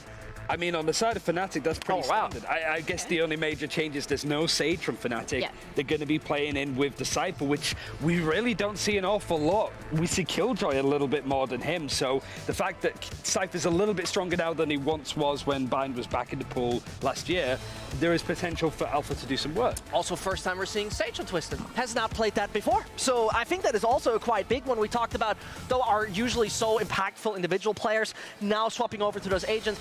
Cryo Maya was an example, CNET is an example, Scream is an example. There's tons of them, right? There's nothing out of the ordinary. I like it a lot. I think both compositions are basic to a certain extent, Ryan, but not like I'm worried basic. I think like they can work basic. I mean, looking at Alpha on the Cypher, for me, it's just, what the hell are Fnatic going to be doing with this? What ideas do they have? Maybe they want to go for the defense, maybe not, but we're going to be finding it out as we're going to be heading over to our lovely casters, Hyplock and Pansy. Well, Zesht is way more on board and chill about these agent Had he been picks. drinking since we did that TriCast I don't know, earlier? something's gone on. I mean, there's a couple of, for me, glaring issues. Let's talk it through step by step then, because I think this is the main point here. So we're talking about the role swap for Bone Cold to go back on to the Omen and Destiny swap over. Now we see Bone Cold not in probably the most comfortable agent that I would argue historically we saw, especially here. This was Bone Cold's like playground. This is when you for just Brimstone. saw him popping off. It was So that's a little strange. Again, the Cypher pick, it's always hard to run the Cypher into a solo Raze duelist because that ultimately Raze becomes the first kind of entry point, right? It's the first point of contact. Other one again, Twiston coming onto the stage. There's lots to kind of digest here for this composition from Vitality. But it's giving me question marks about them. That's exactly what I was going to say. It leaves me with more questions actually that hopefully will be answered throughout this. Yeah, definitely a strange one for me. Yeah, and look, maybe there is method to this, maybe, you know, because generally, I find myself on the Vitality side of things. I quite like how they play, I quite like what they do. I've slowly but surely been coming around to this side, but I don't know if I love this agent selection that they've gone for here. I think the best thing we can do is see how it looks actively, but there's something quite beautiful about seeing Fnatic back on this map. There was one of them that was just so gorgeous to watch, some of the innovators early on, so let's see how it looks with that new roster obviously coming in. I think for a second there, Fnatic considering drifting away after this wall is invested, but at least coming back to get the orb, maybe remove a chunk or two of it. Say Twiston might have had a chance there if somebody else swings onto the backside of it, but does actually drop away, jumps back up and will punish Durka. So yeah, we'll actually remove the head of the snake here in the pistol round. Alpha hasn't found much progress towards B just yet. Let's see if the timing's right for Destrian too. Really nice time purchase around 30 seconds as well. I was going to say, yeah, if he gets a sound cue somewhere here, this Molly can buy so much value towards the late round. Back up for Bone Cold as well, just came through, so when that gets used, this is going to be pretty much game on. 5 utility towards top site, TP taken, and they're going back for the A crunch, but again, Vitality still have players here. They didn't need to rotate. There was no real pressure, no real threat towards Spike B. down. This one's pretty much done for, yeah, as much as they can try and do a bit of damage here, which, yeah, they'll get one, actually two, tell a lie, doesn't really make for much here. Beautiful work from Vitality. This pistol round was lovely, but honestly, felt a little bit underwhelming from Fnatic. Yeah, I mean, it's hard to even say great work Vitality here. Fnatic just completely overcooking this. I think maybe anticipating they're going to create so much pressure from this one snake bite on to default. This was really bizarre. See Twiston find that kill. Like I said, there was a window of opportunity actually initially, but he drops off the block. Yeah, very, very strange. I'm not even sure actually if Durka dying is the one thing that completely throws Fnatic off in this round. Destrian either spotting a player early or just feeling enough of that pressure. Gonna step away from this, doesn't want to make it too easy for those classics to close the gap or whatever, maybe on the other side, so... Yeah, I don't want to see him post back up here. No, he can sit pretty deep on this one. They can isolate the site, but the fight will be coming down towards that jump down on long. And actually, Destrian does get punished. Now, Bone Cold's still here. The flash was quite good, but doesn't quite note the player. That's Durka. Lovely handling of Durka there. He's gone down, so that's one of the weapons gone. Bone Cold. Oh, pistol arrow coming out here. Oh, it's beautiful. Rolling it back. That's the Bone Cold you want to be seeing. Gorgeous work from him with the Ghost. And again, we're going to have to just kind of play as we go. So far, if we're looking at just those first 2 rounds, not bad at all from Twiston or Bone Cold on those agents coming in, but there's not really been a test. I was going to say, next couple of rounds, this is where we start really looking into it. Right that off, let's look towards the buy rounds for sure. Absolutely. I mean, There's an opportunity here for Fnatic to actually flip this back in. Great timing on the Viper wall being dropped, by the way. Plays Bone Cold in perfectly, because Fnatic are left wondering who's next to swing on site. Almost anticipating Bone Cold drifting back towards Long, focusing his attention there. Well, this is quite a tasty purchase, though. Excluding Destrian, you've got, what, 3 rifles and the Bulldog coming in. That's not bad by any means. Twiston and Dirk are still facing off, seemingly the whole way through. Flash gives them the angle, but doesn't give them much more.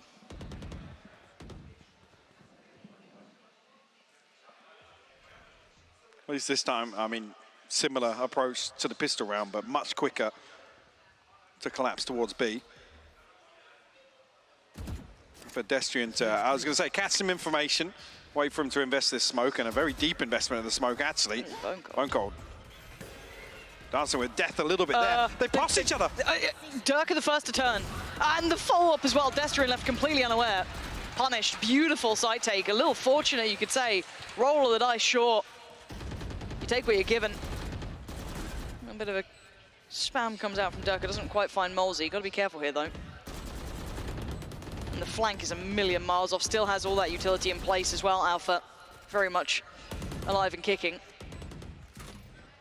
See if they can achieve any damage from this. They still have 3 rifles here for Vitality. And it looks like Alpha getting a little interested. Going to take over elbow, no threat there, and they're starting to slip away. I was going to say, I'm curious if Vitality even go for this. Yeah. Again, as soon as Sender hears the cam, it's like, yeah, it's going to be tough for me to find anything, guys. And actually, Fnatic playing great distance from this utility as well. Finally now coming back towards Fountain, but Sender, I was going to say, might not even be anticipating somebody from Fnatic being there that early. Again, even with this purchase, again, the numbers were good behind it. Vitality will have to concede. Again, I think Durka and Bone Cold catching the flash at the same time means they pass each other. Luckily, Durka reacts. Yeah, so blind on the way in. You can see just literally hopping over, and basically at that point, Bone Cold was lucky to be alive. Standing up on default like that, just spots 2 players going out through hookah. Maybe this is a contact, but again, with the 2 players towards B, it feels a little uncomfortable to have Destrian towards, obviously, Cubby outside long, and then, well, Bone Cold playing crossfire from, I don't know, Cubby under window. Yeah, so they want to make absolute use of that Viper wall, sure, but you'd almost want a 3rd player there. There to commit to that opening engagement. They're going to find a ton of space here. Which was initially Twiston actually will be noted, but the crossfire perfect from Molesy. Boaster good for the trade though. Yeah, fortunate spacing there. Boaster really well played to that. And Alpha, the timing fantastic through showers. Twiston looked like he was dead 10 minutes ago on that sort of deal. Bailed out initially. That's not where they wanted the molly, it seems. I think they are, yeah, just trying to clear towards this corner here. Because there's still no plant come through. Oh, I guess it does get Sender back into position. Does Alpha find the fight? He does, and he wins it. Bitter for Sender in that. Bone Cold and Destrian the last alive. Does well on one, but he takes so much damage that Fnatic just outliving them at this point. Yes, Alpha is low, but his position encroaching slowly but surely. Lovely angle, though, from Destrian. Punishing Leo. We're back to a 2v2 now. Alpha's 8 HP as well, but actually reflank short.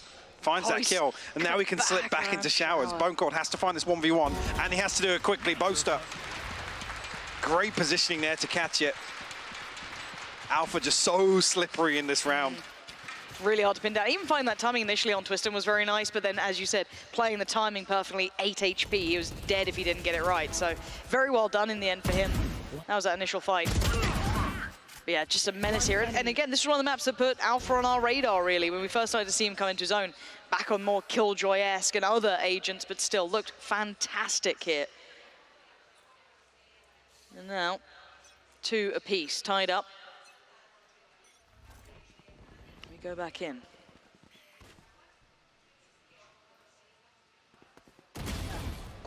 Molesy. As I say, with absolutely no second swing possible for Twiston there. Still happy to take the engagement, and Durka will fall very early once again. And I'll keep my eye on that again, because it's not something we're often talking about. No. With Durka losing out, I don't want to say losing out on opening engagements, but conceding the first death so cleanly with no possibility of a trade. Yeah. It's a very rare occurrence. Fnatic creeping towards A. 3 players here, though. No rotations yet from the other side. They are starting to explore over towards B. They are trying to get a little deeper, and actually Sender just spotted out Alpha there. The dog has been spotted. Oh! Sender! So clean dealing with Boaster. Now Spike left. Does get picked up. Chronicle going to get that back to hand, but the side just doesn't feel secure. They have 3 players here, though, and Alpha's one of them. Delivers a great shot towards Molzy. Sender puts it right back towards Leo, though. A 3v2. The flank yet really not come into effect from Destrian. Slowly creeping in, but Chronicle all too aware of this. Reads Big it, kill. Gets it. Massive, back to business. It doesn't take too much damage either, because Alpha's down to 50 HP. You want Chronicle to be in a position to close this out for Fnatic. Flashback on for Bone Cold now. Drifting closer, they just didn't check for it. Bone Cold does find the kill on Chronicle, but time's starting to go. And now a tap on the spike, short. Comes off it, swings it, and Bone Cold wins that fight. I thought with Chronicle doing what he did, getting away with daylight robbery, basically, that round was sealed. No, I'm sure, again, Vitality just don't anticipate this change of position. Sender, again, 2 beautiful kills from him. Actually, yeah, Bone Cold finds that kill at the perfect time here. Alpha, I think, in a very tough situation. And gambles on, obviously, Bone Cold either sticking it all the way through or obviously even just that initial tap, but that pressure doesn't get the better of Bone Cold. I must wait. It must already be apparent in Fnatic's minds, because now Durka exploring towards a beautiful bait attempt there from Boaster.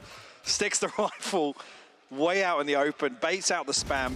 And Durka trying to get the trade, but it's only a little bit of damage. Destrian will be healed up immediately by Twiston. First time we're seeing this 3-man set up towards B site from Vitality.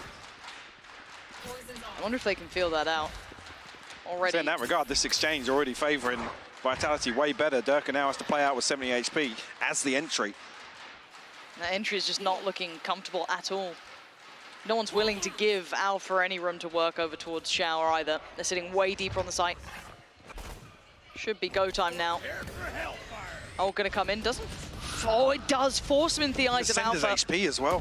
And Sender took so much damage trying to make it across, but he still finds 1. He still finds 2. Bone Cold's there. Where is this Vitality coming from? Flash into it, finds nothing. Seeker's going to come through, force them to give away some of the positions. But Alpha needs another miracle round. Good position. Surely going to get 1. Yes, that's Sender gone. Oh, big shot from Twiston. The re-peek from Alpha. Maybe a little audacious in this. But Twiston, safe pair of hands at the end of the day. But Sender is having a fabulous game. He gets 2 kills on 20 HP in the previous round. 2 kills with 8 HP in this one. This is ridiculous. And Chronicle just not expecting the swing to come through that quickly at all. Enemy remaining. Alpha desperately trying to work that one way, or at least that headshot angle, sorry, from bench, but loses out in that engagement. Not a lot working for Fnatic right now, I've got to say. It's their ability to comfortably find these opening duels has not been there. And I love this little bait play outside hooker. It was a lovely sure, concept. But, again, Fnatic come out worse off in that engagement. It's quite nice to watch, actually, seeing Fnatic stressed and pushed and see what they come up with. 'Cause, hey, we're going back into Bind, right? This is a map that we haven't seen in a while, and a pace change maybe. Durka going to dive on in. Bone Cold's in danger. Don't know how much he's going to get out of this. Nothing. Okay, he goes down. High value found already. I know exactly where you are. Spike planted. Sender having to relinquish some of that pressure on site, and the spike's now down. First time he's actually not been able to fight back in initially. Chronicle going to throw the pit out. It's going to be total control towards Lamps, but actually almost. It doesn't spread. I think the way that Chronicle would like it to. Yeah, now he's just kind of left in there. That's they're sticking the defuse from what he wanted. This is awful, actually. It's backfired they're terribly. Sticking the defuse. They aren't getting off the defuse. They don't have to. Vitality. Oh, my word, Molzy. This is just surprise after surprise. One, a little unfortunate for Chronicle there, but it just didn't work in his favor by any means. But there was nothing behind that for Fnatic. I mean, I didn't catch it off screen, but I'm not entirely sure of the wall placement. I didn't quite see it, because we weren't... Oh, okay. It's ratty. Yeah, so it not only blocks, obviously, any damage coming through, but actually prevents that bounce, and the bounce off the molly to actually land through. I think it did just about catch behind it, but by that point, like I said, Twiston was already sticking. Yeah, so even off that first sound cue, there, depending on when you fire the molly, you're not anticipating that first tap to be the full defuse. No. Especially in what, still 4v4? I think it was 4v4 at some point still. And this is interesting, because we haven't really seen Fnatic tested that much this season, I think is a fair assessment. They have sat perfectly clean throughout their run. Not even arguably, one of the best teams there is as it stands. Now a little bit of a test for them. First time we have to see them thinking on their feet here. Mini's got his work cut out. This is when you're going to have to try and come up with what you can. Maybe not expecting someone to bring in Bind this early. Again, this is a really bold pick to go up against Fnatic. And again, my curiosity lies with actually how well Vitality prepped Bind to pick it against Fnatic, right? Historically a stronghold for them. Again, adopting the original FPX approach to Bind, but they played it perfectly. In my eyes, probably top 3 Bind team in the world. Yes. Barring old Optic. Yeah. Got the spike. This is very interesting. Again, though, I do think if you ever hear the coach Sala talking about the team and how they kind of come into map vetoes, he tries to read into the opponent so well. Maybe feeling that they could have the advantage on maybe a slightly underprepared Fnatic. Who knows? As it stands, though, looks like a contact piece here. Pop flash, not bad.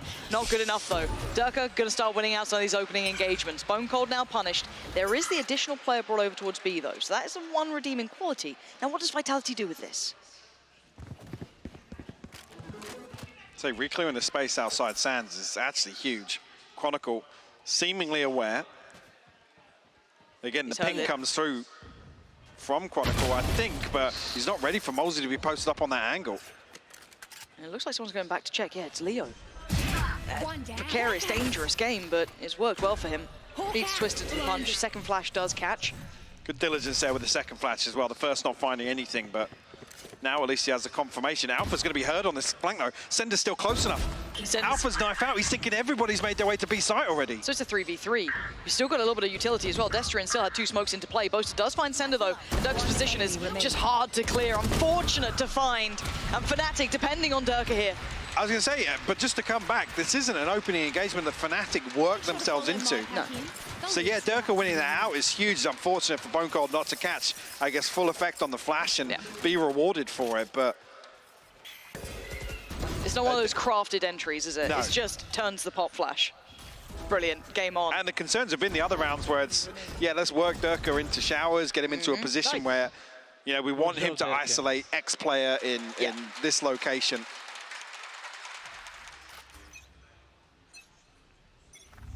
Alpha's got to be scratching his head around that though. Like I said, I was looking at the minimap thinking, Alpha's trying to make moves here, but Sender's still not completely rotated yet.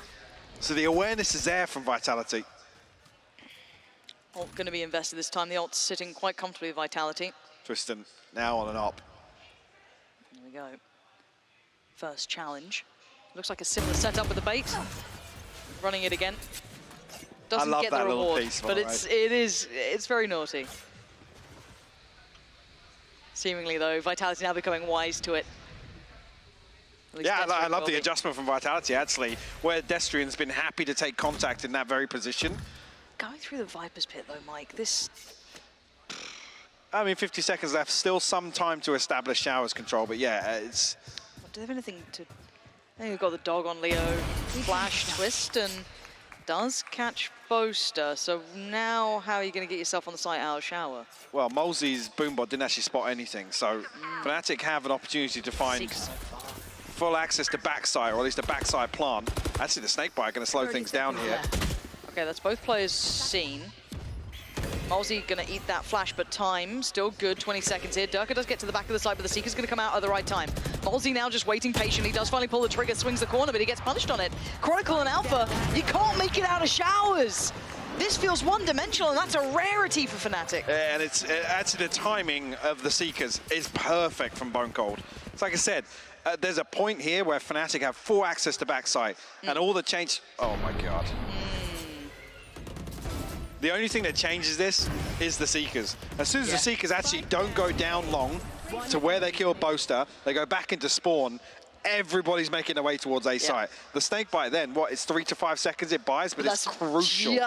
Because the one win condition here is Fnatic is finding a backside plant or a triple plant that's comfortable, and they can't do that. Nope. You give a different round like that, Durka a little bit more freedom, doesn't get as punished towards backside. He would have absolutely gotten something for them. Let's see what we have here. Ooh, this is dangerous. Bone Cold, he's going on it. The flash was so good, but Chronicle is so much better somehow. 2 shots with the Deagle. I haven't said that before. Sheriff. And this round looks like Fnatic finally got that entry they wanted. Planted. Twistin should be, I was going to say. Sage Orb. All the way back to the CNED days on Sage. Let's get best of the res here. Okay. Chronicle rewarded with 2 freebies here. Yeah. And Sender now reconsidering his approach. Down at 600 credits, the lowest on the side of Vitality, so going to try and hold on to this as best he can. I say that. What? Give Chronicle the pseudo ace.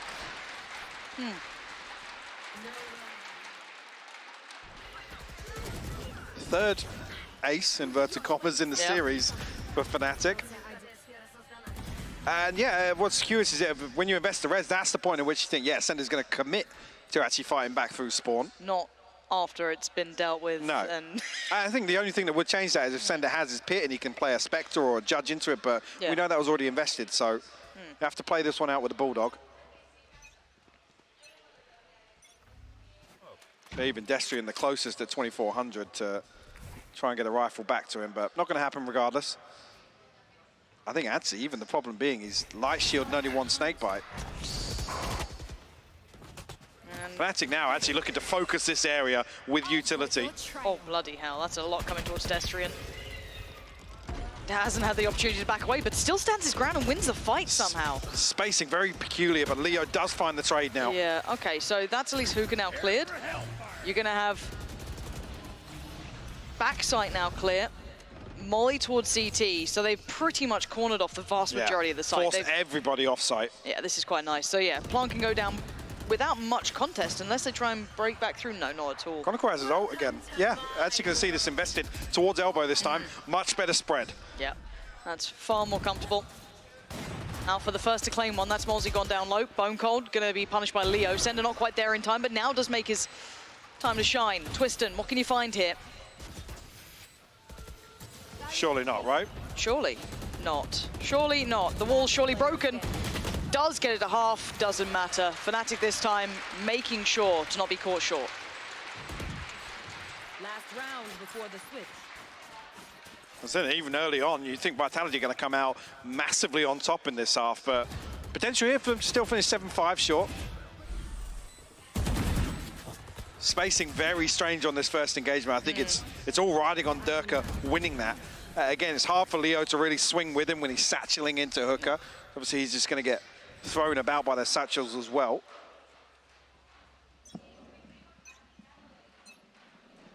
To maybe set up for this Snakebite towards long again. And I think previously there wasn't really much progress made up long behind it, but double stacking Hookah this time. So it looks like Vitality's answer is to actually stack numbers here. You saw how all-encompassing the site hit was just previously. Yes, that had the ult to kind of add to it, but still, I don't actually mind them trying to adjust around this. They do get fair access to the site, though. This just makes, I guess, the retake a little bit more possible.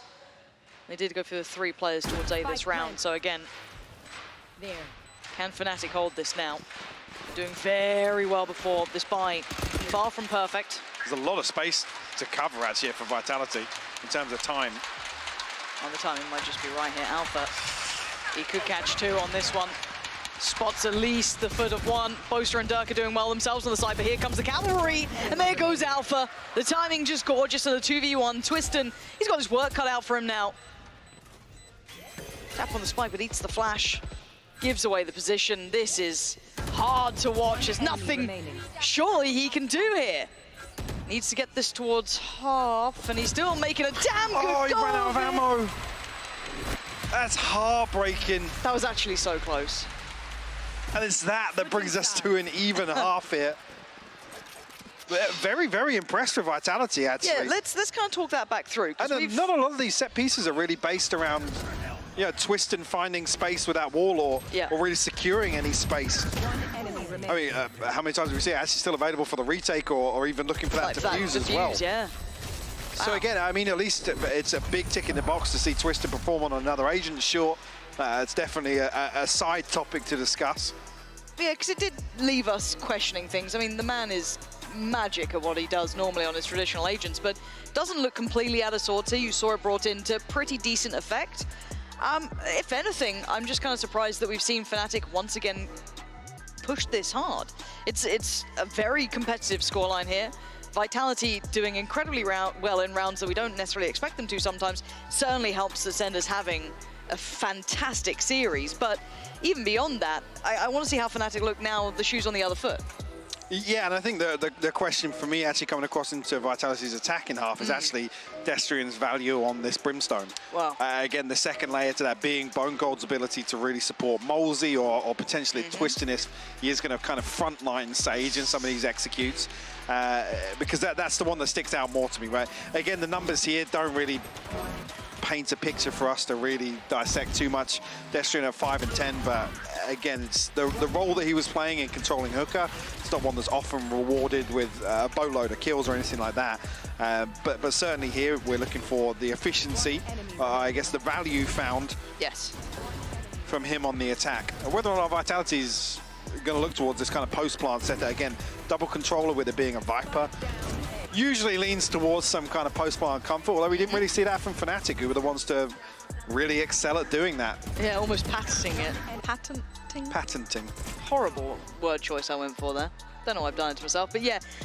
A couple questions about this half for me, and especially when it comes to Vitality, is how they bring the agents in that they're on. I think you highlighted it before. I'm not certain about the whole Twistin leading the way, but if that's the game plan. Yeah, I mean, the other question as well is actually how much value Alpha's going to get off his utility as well. It's always difficult to be a Cypher versus a solo Raze duelist. We always talk about, obviously, Raze being able to deal with that utility very well. Again, you could argue that actually maybe it plays in Alpha's favor.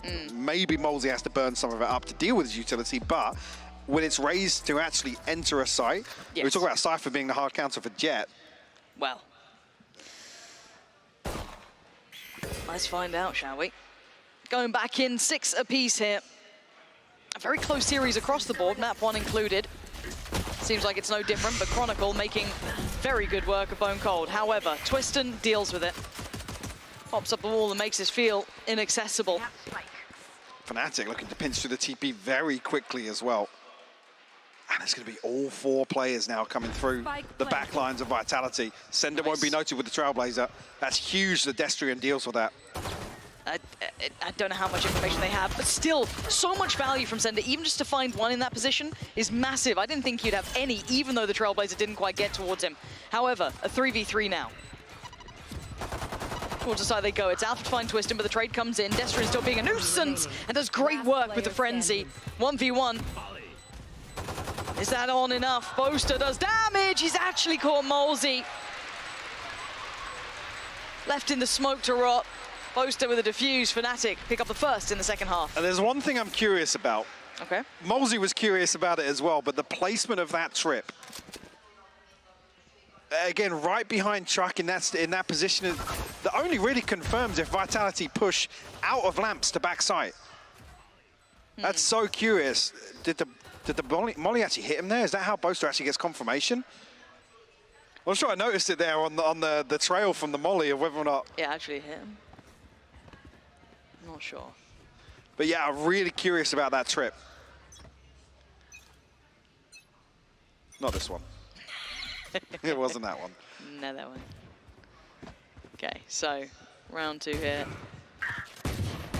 Sheriffs, not Deagles, are out. And Boaster put down very low, but has kept his life, and he still has those smokes to invest. Just gonna be healed up. And they are called on over to triage. Any more chip damage can be done? Let's find out. You don't actually see Boaster opting for the Marshal here. You usually do see him the focal point to farm that ultimate. Nothing gained off the trip here. I think maybe looking for a wallbang out of Lamps, but it doesn't come through. Oh. Bone Cold and a Sheriff, man. It's nothing better. No. There is nothing better. Such a high success rate. Leo, though, will be next. If you can find this, definitely doable here. Molesey's found one. Leo able to shut him down with the Stinger, though. Can he keep his life? He's outstayed his welcome here. Spike's still there. Twiston can wall off CT, so that's now does get broken, so not secure. So Sender has to be on active duty. Spots out the player, gets the weapon. Not the worst of the what two. He wanted, yeah. But now the positions, what's left, what's remaining? Chronicle in a 1v2. That's massive for Vitality. Finally starting to see those Sheriffs look good in their hands. Some opportunities made off the back of it, and then making the most of what they had towards the site. Score tied all even now. Sure, flipping round 2 back is a massive victory. On the back of it, you've got to argue 30 seconds left. the kill onto Alpha being the crucial one to swing this. Twiston's perfect awareness.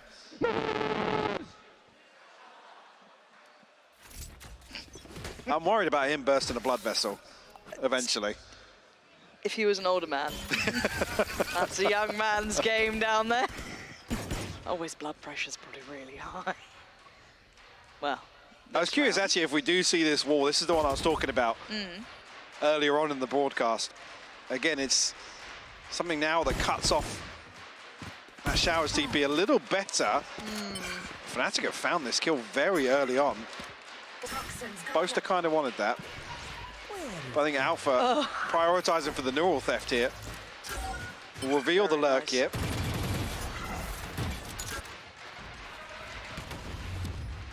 I don't know if Vitality are thinking actually 3 players showing Showers. Maybe it's an A stack here. Curious whether or not actually Leo and Chronicle can find anything here. They're kind of locked out right now. Leo's got his flash. Doesn't get it. It still wins the fight? Boaster finds one as well. How is this happening? Vitality are crumbling, and this is frustrating for sure. Spike now down securely. Boaster, a little uncomfortable, down at about 10 HP, but he's still alive. And Destry not being given much here. And the timing's just right for Alpha. This is a devastating round, and a brilliant one for Fnatic. Back-to-back flips. That's crazy. Very nice. Hey, Boaster is under so much pressure here where he actually smokes himself off to get it out of this cubby. I think a snakebite just comes through from Sender a second too late.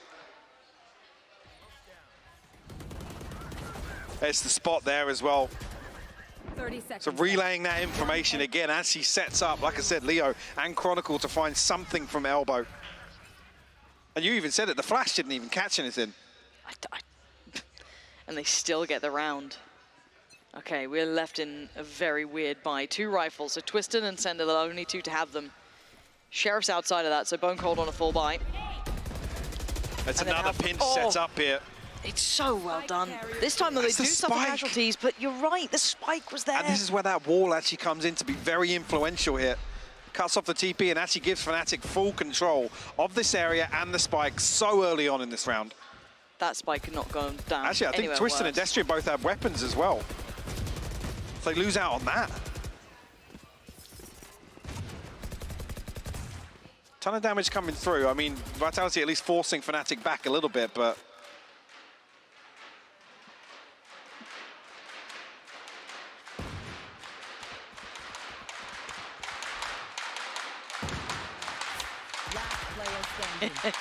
yeah, this wall is filthy. Boaster getting one away from the ult. Very nice. Making the most of the time here because Molesey doesn't have a good decision to make. There is no good choice here.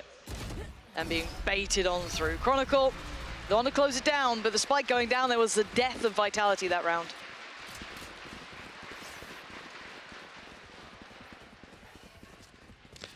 And I'll be honest, at this point, with how it started, this is where you do get a little bit concerned, actually. Fnatic close out this buy round. The ultimate's just about coming online now for Vitality, but again, with that back and forth, it's not in the round where you really want to have to start relying on them.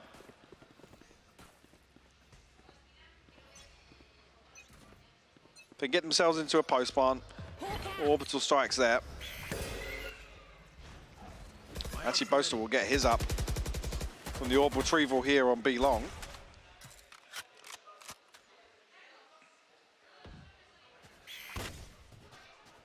Fast progress towards long, though. With the 3 players waiting on the other side. Actually going to invest it ahead, just maybe to clear sight. Let's see. What does Destrian choose? No? Okay. Smoke instead. Maybe. Okay, spotting Leo.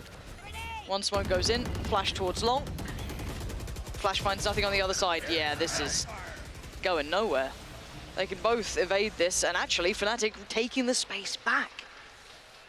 Happy to move on up. Chronicle and Leo working in unison. Yeah, Vitality have achieved nothing. Vitality have to reset because Destrian is now solo with the spike. Oh! Sender finds an opener. Boaster looking as if he wanted to send a molly towards this smoke on long, I think. 30 seconds left. Yeah, will be confirmed here. We'll at least get the stun. I'm sure Boaster did actually send it, but... Okay, but Leo's backside. Boaster still holding on as well, playing from Cubby. Timing, a little awkward, but he actually gets away with the kill towards Destrian, and Leo is just looking fabulous in this. No time for a play to be made here for Twiston. I think they read it as well. Leo and Dirk are both looking back this direction. Just gonna find one, but... Real close. But no cigar. It was actually very close. But again, it just a little offset on the timing, and yeah, this is time to try and figure out what's been going on. Higgs is 3 now. Yeah, I mean, they can't force. Won't be a comfortable force by any stretch of the matter. Again here, for Bonecore to make a play like that, like I said, Destrian has the spike then. So it's like, is the expectation there for Destrian to follow up, or? Wasn't a great idea if he did. How much depth do they have here, Vitality? A couple of opportunities now that stripped away from them after having what has been a very competitive game up against the #1 team in EMEA. Starting to slip through their fingertips here for Vitality. Frustration probably starting to show a little. So they've hit that brick wall again. We kind of noted it in map 1. They did find an adjustment eventually, took it to OT, but it's a different map. Yeah, difference being we're not seeing some of those round victories come through that we saw on Haven, where Vitality are able to, against massive odds, swing rounds back in their favor.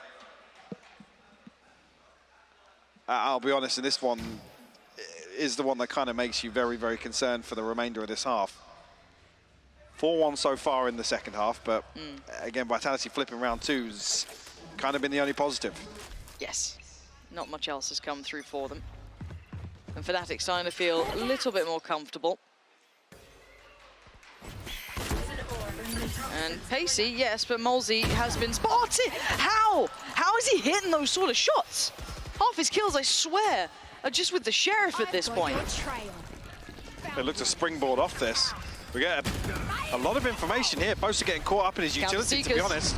Oh my god, Molzy's found another. Boaster's gone down. Destrian takes over the site. Now, Durka and Alpha, though. Spam close, but the plant's in. Finally, something on their side. What can they do about this one? Nothing being given. A lot of utility still to play with because they just worked their way in off the site. A little limp wristed from Durka. They'll try and slip away here. So much in the same way as actually that round 2 got flipped. This is One enemy remaining. well, you got to argue Vitality come into this not feeling the most confident, but Molzy, man, catches the team flash and then still lands that shot on Chronicle. Don't know how. don't know if he even really noted Chronicle at that point. I like, obviously, maybe some awareness, maybe a call, but the reaction of him being able to take him down that quickly after about a team flash? Look at this, fully blind. Comes out. Yeah. All right, man. All right, Molesy. One enemy remaining. Beautiful stuff from Vitality. Like I said, the question there was actually building whether or not they springboard immediately off it. I think the Seekers is the confirmation, actually. Like I said, Bosa just getting caught up, I guess, in a moment's hesitation around utility, whether or not he can actually slow this hit down, regain control, but at that point, Molesy then just explodes with the satchels, Yeah. The pace of this map. That gets Vitality right back in this half, by the way. Talking about them walking the tightrope in terms of the finances. It's only 3 players, yes, but they have a little bit of a buffer now. Ah, yes. Seen this Viper's Pit once or twice. Being controlled by Chronicle for now. Operator is out, so there's no comfortable choice here. Keep that in mind. Oh, Durka didn't actually spot the foot of Bone Cold there. Oh my word, this is so dangerous. Decides against sticking around on that angle, falls away towards the back of the site, but they've got to be aware they're coming their way. I think he's also conscious he doesn't want to show the operator too early. Yep. Keeping that card close to the chest. There it is. Finally will be heard. How much damage do they take? Not well, actually, between the lot of them, they are taking a whole lot of damage. They have not, Destrian's just wandered on in and just been burnt to a crisp. Spike now down. Wall's gone up, sure, but did they get the plant? No, the wall's been decimated, so they have to readdress this one. Durka. The Viper's Pit's dropped. I mean, they still have this wall and the trap. There's still Leo here, too. 30 seconds. Oh, that's horrible. Alpha catching them perfectly. Sender gonna, yes, catch Boaster, but still, this final player, Sender, the spike on the other side of the map, it doesn't matter. Leo stuck around as well. Fnatic doing well there, a little bit chaotic at times. Very chaotic. As saying, yes, the buffer was only on 3 players, but it required Vitality winning another round, stringing 2 together to actually really reap the benefits from that position. Now, again, with the loss bonus being reset, they actually don't get the advantage. Alpha actually still found. Probably not even the one you're looking for there, to be honest, but it's Twiston that has to deal with the tripwire. Right, back to business. Trying to claw together what they can for a purchase here. 2 Sheriffs, 3 rifles. Rez, Sender has got his ult as well. Viper's Pit is there. On the other side, Durka still with that operator in play and a full purchase behind it. Ult's not to really supplement. Yes, Alpha's got his, but a lot of weight on that man's shoulders. Yeah, pretty much solo anchoring, and all 5 members of Vitality leaning to this side of the map. He's going to hear the dog, but the first man to rotate will be Boaster. Not spotted. Oh, Lord. Wasn't spotted from the Trailblazer. He's getting proactive. It's probably the right choice. It's not a comfortable one, but he's actually won the fight as well. Taking out Sender, and Fnatic are there in numbers. Alpha, Boaster, Leo, they've all turned up, and Twiston now left in the 1v5. He's found the first. Taken down to 50, flashed up, surrounded, and the spike left so deep, far away from him. This would need a miracle of sorts to happen. Got some space to work with, but it is a 1v4 nonetheless. Operator in hand for Durka, showstopper available as well if it all goes amiss, but I think now with Twiston making the decision to come back through the TP, it's all but done for. Opponent killed. I had the spike. Curious. 18 seconds now. Leo finds this kill. Leo does find that kill indeed. It's 12 for Fnatic. And this is actually a great setup as well. Alpha not interested in dealing with that long pressure at all. The variation on the Viper wall here from Chronicle, this is the plan all along for Fnatic. Again, to take contact off this camera and this pinch to come through.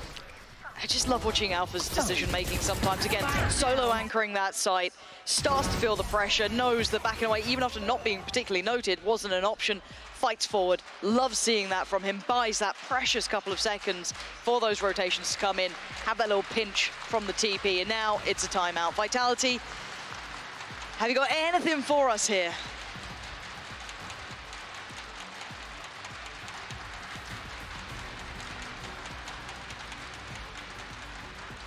We'll see how the ultimates lie here. Again, did know Twiston having the res online at least.